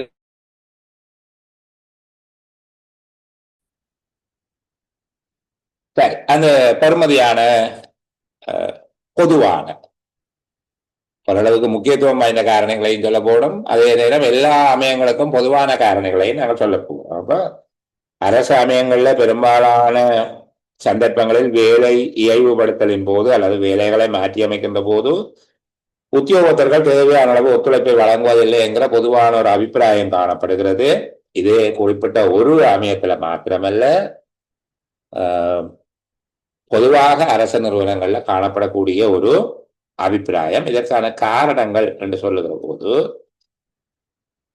குறித்த வேலையை செய்வதற்கு அதிகரித்த வேலையின் காரணமாக நேரம் இல்லாமல் இருத்தல். இப்ப நான் சொல்லுகிறேன், இங்க இருக்கிற மேசை கொண்டு அங்க போடுங்க, அதை இங்க தூக்குங்கோ, பிரிண்டரை அங்க வையுங்கோ, ஜெனரேட்டரை இங்க மாத்துங்கோ, இப்படி எல்லாம் சொல்லுகிறேன். அப்ப முதலாவது காரணம் என்ன? குறிப்பிட்ட வேலையை செய்வதற்கு அதிகரித்த வேலையின் காரணமாக நேரம் இல்லாது இருத்தல். இரண்டாவது, வேலை நெறிமுறைகள். வேலை நெறிமுறைகள் என்றால் அந்த வேலையை செய்வதற்கு என்று சொல்லி அவர்களுக்கு இருக்கக்கூடிய நெறிமுறைகள், அது போதுமான பங்களிப்பை வழங்குவதற்கு அவர்களை ஊக்கப்படுத்துவதில்லை அல்லது இடம் கொடுப்பதில்லை என்கிற உணர்வு உத்தியோகத்தரிடம் காணப்படுது. அதிகாரம் பகிர்ந்தளிக்கப்படுகிற போது ஏற்படுகிற தவறுகளும் இதுக்கு காரணம். அதிகாரத்தை பகிர்ந்து கொடுக்கும் போது ஏற்படுகிற தவறுகள். அடுத்தது பதவியினுடைய உயர்நிலை தன்மை. அதாவது அந்த அறிக்கை இடுகிற வழிமுறை, வெகுமதி அளிக்கின்ற முறைமை, ஒருங்கிணைக்கும் பொறிமுறை, பொறுப்பேற்கும் முறைமை ஆகிய விடயங்கள் எல்லாம் அதில் இருக்கும். பதவியினுடைய உயர்நிலை தன்மை, அந்த பதவி எவ்வளவு பெருமதியானதாக அலுவலர் உணர்றார் என்று பார்க்கணும். அறிக்கை இடுகிற வழிமுறை, அவர்களுக்கு வெகுமதி கிடைக்கிற முறைமை, ஒருங்கிணைக்கும் பொறிமுறை, பொறுப்பேற்கும் முறைமை ஆகிய விடயங்கள் உள்ளடங்கியதாக பதவி உயர்நிலை தன்மையை பார்க்கலாம். அடுத்தது வேலையில் குறைந்த அளவான நம்பிக்கை கொண்டிருக்கிறது. அதை செய்கிறது பெருமதி இல்லாத போல அவர்கள் கருதுகிறது. புத்தாக்க எண்ணம் காணப்படாமை, ஒரு கிரியேட்டிவ் திங்கிங் அவர்கள்ட்ட இருக்காது. அப்படி இல்லை என்றால் முரண்படுவார்கள். அதாவது வெளி விடயங்களை விட்டு அறிய முயற்சிக்காமல் அவர்கள் இருப்பார்கள். வெளியில இப்படி எல்லாம் நடக்குது, மற்றவர்கள் இப்படி செய்யணும், நாங்களும் இப்படி செய்ய வேணும், மாற வேணும் என்பது தொடர்பில் அவர்களுக்கு அந்த எண்ணம் இல்லாமல் இருக்கும். புத்தாக்க எண்ணம் இல்லாது இருத்தல். தொடர்ச்சியாக வேலைகளை பயிலாம எப்போ படிச்ச அந்த பழையதை வச்சு கொண்டு அப்படியே காலத்தை கொண்டு போற. அதுக்கு பிறகு சர்க்குலர் வந்தது, அது இது ஒன்றும் தெரியாது. சரிதானே? அப்போ வேலைகளை தொடர்ச்சியாக பயிலாமை அல்லது பயில விரும்பாமை, இதனால் பழமை அடிப்படையில தான் தொழிற்பட விரும்புகிறார்கள். இப்ப நாங்க போயிட்டு ஒரு ஆபீஸ்ல ஃபைல் மேனேஜ்மெண்ட் சம்பந்தமா அல்லது ஆபீஸ் மேனேஜ்மெண்ட் சம்பந்தமா ட்ரைனிங் எல்லாம் கொடுக்க முடிய எங்களோட பிள்ளைகள் எல்லாம் ரொம்ப ஆர்வமா படிச்சுட்டு ஓடி போய் தங்களோட சிசிமாருக்கு அல்லது ஏஓக்களுக்கு சொல்லும், சார் மேடம் இப்படித்தான் செய்ய வேணும், அப்படித்தான் செய்ய வேணும், இது நாங்கள் இந்த ரெஜிஸ்டர்லாம் நாங்களே வச்சிருக்கணும், நீங்க இந்த எங்களுடைய பெர்ஃபார்மன்ஸ் அப்ரைஸ் எல்லாம் 5ஆவதாக இருக்கிற கேள்வியிலே எல்லாம் நாங்கள் ஆமாம் விடையளிக்கிறோம், எங்கள்கிட்ட எல்லாம் இல்லை, நாங்களும் இனி இந்த ரெஜிஸ்டரை வச்சிருக்கணும்னு சொல்ல அவங்க என்ன சொல்லுவாங்க, அதெல்லாம் தேவையில்லை, அது சும்மா நாங்களும் அப்போவே அந்த சார் இருக்கிற காலத்துல இருந்து அப்புறம் இவ்வளவு வேலை தெரிஞ்ச சார் அவர் கேட்க நாங்கள் இப்படித்தான் செய்த, நாங்கள் நீங்க ஒரு ஆணையம் கொடுங்க தேவையில்லை என்று சொல்லுவாங்க. அப்போ அந்த வருஷத்துக்குரிய காசு ட்ரைனிங்குக்கு செலவழிச்சு 2 நாள் அவங்கள்ட்ட இருந்து ட்ரைனிங் எல்லாம் எடுத்து நாம 2 நாள் கத்தி எல்லாம் முடிஞ்சது. கடைசியா வந்த காசை செலவழிக்கிறதுக்கு தான். வேலை இயல்புபடுத்தல் அங்க நடக்காது. அப்ப அவர்கள் தொடர்ச்சியாக வேலைகளை பயில இல்லை, அதுல வர வேண்டிய மாற்றங்களை பற்றி இல்லை. அவங்கள இந்த வேலைக்கு செய்யறதுக்குள்ள அவங்களுக்கு ஒரு சேர் என்ன சொல்லி கொடுத்தாரோ அவர் ஒரு பெரிய ஜாம்பவான், அந்த சேர் அப்படித்தான் அவரு அவ்வளவு வேலையும் தெரிஞ்ச சேரே எங்களை இப்படித்தான் பழக்கி எடுப்பார். பல பேர் நான் பார்க்கறது, நாங்கள் ஓய்வு பெறுகிற காலத்துல பேசிக்குள்ள அவர்கள் உங்களுக்கு வேலைகளை கற்றுத்தந்தார்கள். வேலைகளை கற்றுத்தருகிறதுக்கு தான் உங்களுக்கு புத்தகங்கள் இருக்குது. சரிதானே? அவர்கள் அதுக்காக பெரியாக்களை மதிக்க வேணாம் என்று சொல்லையில அந்த ஏற்பாடுகள் இருப்பதை பற்றி அவர்களுக்கு தெரியாது. அந்த சேர் சொல்லிக் கொடுக்காட்டி அவர்கள் ஒன்றும் தெரியாமலே இருந்திருப்பாங்க, அந்த மேடம் சொல்லிக் கொடுக்காட்டி ஒன்றும் தெரியாமலே இருந்திருப்பாங்க. இப்படி அப்ப தொடர்ச்சியாக அவர்கள் வேலைகளை பயில்வதில்லை அல்லது பயில விரும்புவதில்லை. இதனால பழமை அடிப்படையில தொழிற்பட விரும்புகிறார்கள். மற்றது அவர்களுக்கு பயம், ஒரு தேவையில்லாம் கடைசியாக பெரிய வேலையா போகுது, சரிதானே, இவர் சும்மா வந்து எங்கள்கிட்ட திணிச்சு கொண்டிருக்கிறார் என்று சொல்லி அச்சம் மற்றும் முரண்பாடுகள் தோற்றமடைவது. அங்க ஒவ்வொருவருக்கும் தனிப்பட்ட வேலைகள் இருக்குது என்கிற எண்ணம். நான் எந்த வேலையை பார்த்தாச்சு இதுக்குள்ள நாம ஏன் போயிட்டு தேவையில்லாம, சரிதானே? அப்போ ஒவ்வொருவருக்கும் தனிப்பட்ட வேலைகள் பொறுப்புகள் உண்டு என்கிற எண்ணம். பெருமதியான வேலையை செய்கிற போது குறைவாக அதை மதிப்பிடுவது, அது பெருமதி தெரியாது, வேலையினுடைய பெருமதி தெரியாமல் இருக்கிறது. தொழில் மேன்மையை பிரித்து கணிப்பிடுவது. தொழில் மேன்மைன்னா ஒட்டுமொத்தமாக அந்த வேலையினுடைய சிறப்பு என்பது பல பேருட்ட இப்ப நாங்க பார்ப்போம், அது ஒரு தொழில் பிரிப்பின் அடிப்படையில தான் நடக்கும். அப்ப அவர்கள் அந்த ஒட்டுமொத்த வேலையினுடைய மேன்மையை தன்னுடைய பங்கம் மட்டும் செய்தா போதும், மற்றவர்களின் வேலையில மாற்றம் செய்ய தேவையில்லை என்பது போல நினைக்கிறதுனால தொழில் மேன்மை அது பிரித்து கணிப்பீடு செய்கிறது. அடுத்தது ஒரு மரபு முறையான சிந்தனை இருக்கிறது. நவீனத்தை ஏற்றுக்கொள்ள கட்டாயமான அல்லது ஒரு கட்டாயப்படுத்துகிற விதமாக உணர்ந்து கொள்கிறது. நோக்கங்களுக்கு இடையில முரண்பாடு காணப்படுவது, இணக்கப்பாடு அடையாத நோக்கங்கள், அவர்களுடைய நோக்கங்களுக்கு இடையில ஒரு இணக்கம் இல்லாமல் இருக்கிறது. இப்படியாக இதன் மூலமாக அங்க ஒரு ஒத்துழைப்பு குறைவாக இருக்கும். மறுவகையில சொன்னால் முகாமைக்கு ஒரு தலையீடு வரக்கூடிய முரண்பாடு ஒன்று தோற்றம் பெறும். ஒரு 15-16 காரணம் சொல்லி இருக்குது. நீங்கள் திரும்ப குறித்து வச்சுக்கொண்டு அந்த விஷயங்களை பேசுவோம். சரிதானே? இந்த முரண்பாட்டு முகாமைத்துவத்தை நாங்கள் கொஞ்சம் பார்ப்போம். முரண்பாடுகள் எப்போதும் எதிர்மறையானவை அல்ல, விமர்சிக்க என்று சொல்லி ஒரு தடவை கேட்டுட்டார். அதாவது இதை மறுவளமாக சொன்னால், அலுவலகத்தில் முரண்பாடுகளும் அவசியமானவை. முரண்பாட்டு முகாமைத்துவம் படிக்க நாங்கள் சொல்லுவோம், அலுவலகத்துல முரண்பாடுகள் இருக்கலாம். உங்களுக்கு இலகுவாக சொல்லி தருகிறேங்க. அலுவலகத்தில் முரண்பாடுகள் இருப்பது அவசியம், ஆனால் ஒரு அளவில் இருக்கும். சரிதானே? இப்ப ஒரு பரீட்சைக்கு போகிற போது பதட்டம் இருப்பது அவசியம், ஆனால் அந்த பதட்டம் ஒரு அளவில் இருக்க வேணும். அதுபோல ரொம்ப பதட்டம் வந்தா எல்லாம் கையெல்லாம் வைத்து பெயின் எல்லாம் நடங்கி ஒன்றும் ஞாபகம் வராம அப்படி இல்லை. ஆனால் ஒரு பதட்டம் இருக்க வேணும், இல்லாவிட்டால் பரீட்சை சிறப்பா வரா. அப்ப இங்கேயும் முரண்பாடுகள் எப்போதும் எதிர்மறையானவை அல்ல, நெகட்டிவ் அல்ல. இதை பற்றி சொல்லுங்க என்று கேட்டுருச்சு. அப்ப நாங்கள் முதல் முரண்பாடுகள் தொடர்பாக சொல்லியிருக்கோம். முரண்பாடுகள் என்பது இரண்டு நபர்கள் அல்லது தரப்புகளுக்கு இடையில காணப்படக்கூடிய அபிப்பிராய பேதங்களாக இருக்கலாம், அதிகாரம், அந்தஸ்து, சொத்து ஆகியவை தொடர்பாகவும், அல்லது அரசியல், சமூக, பொருளாதார, சமய விடயங்கள் தொடர்பானதாகவும் இவை எழுகின்றன அல்லது ஏற்படுகின்றன.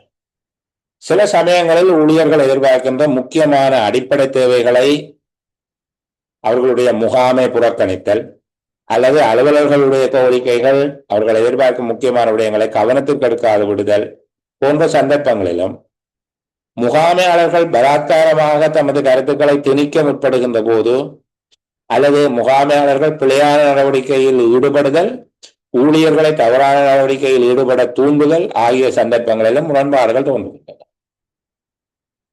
இவ்வகையிலான முரண்பாடுகளை எதிர்மறையானவையாக கொள்ள முடியாது.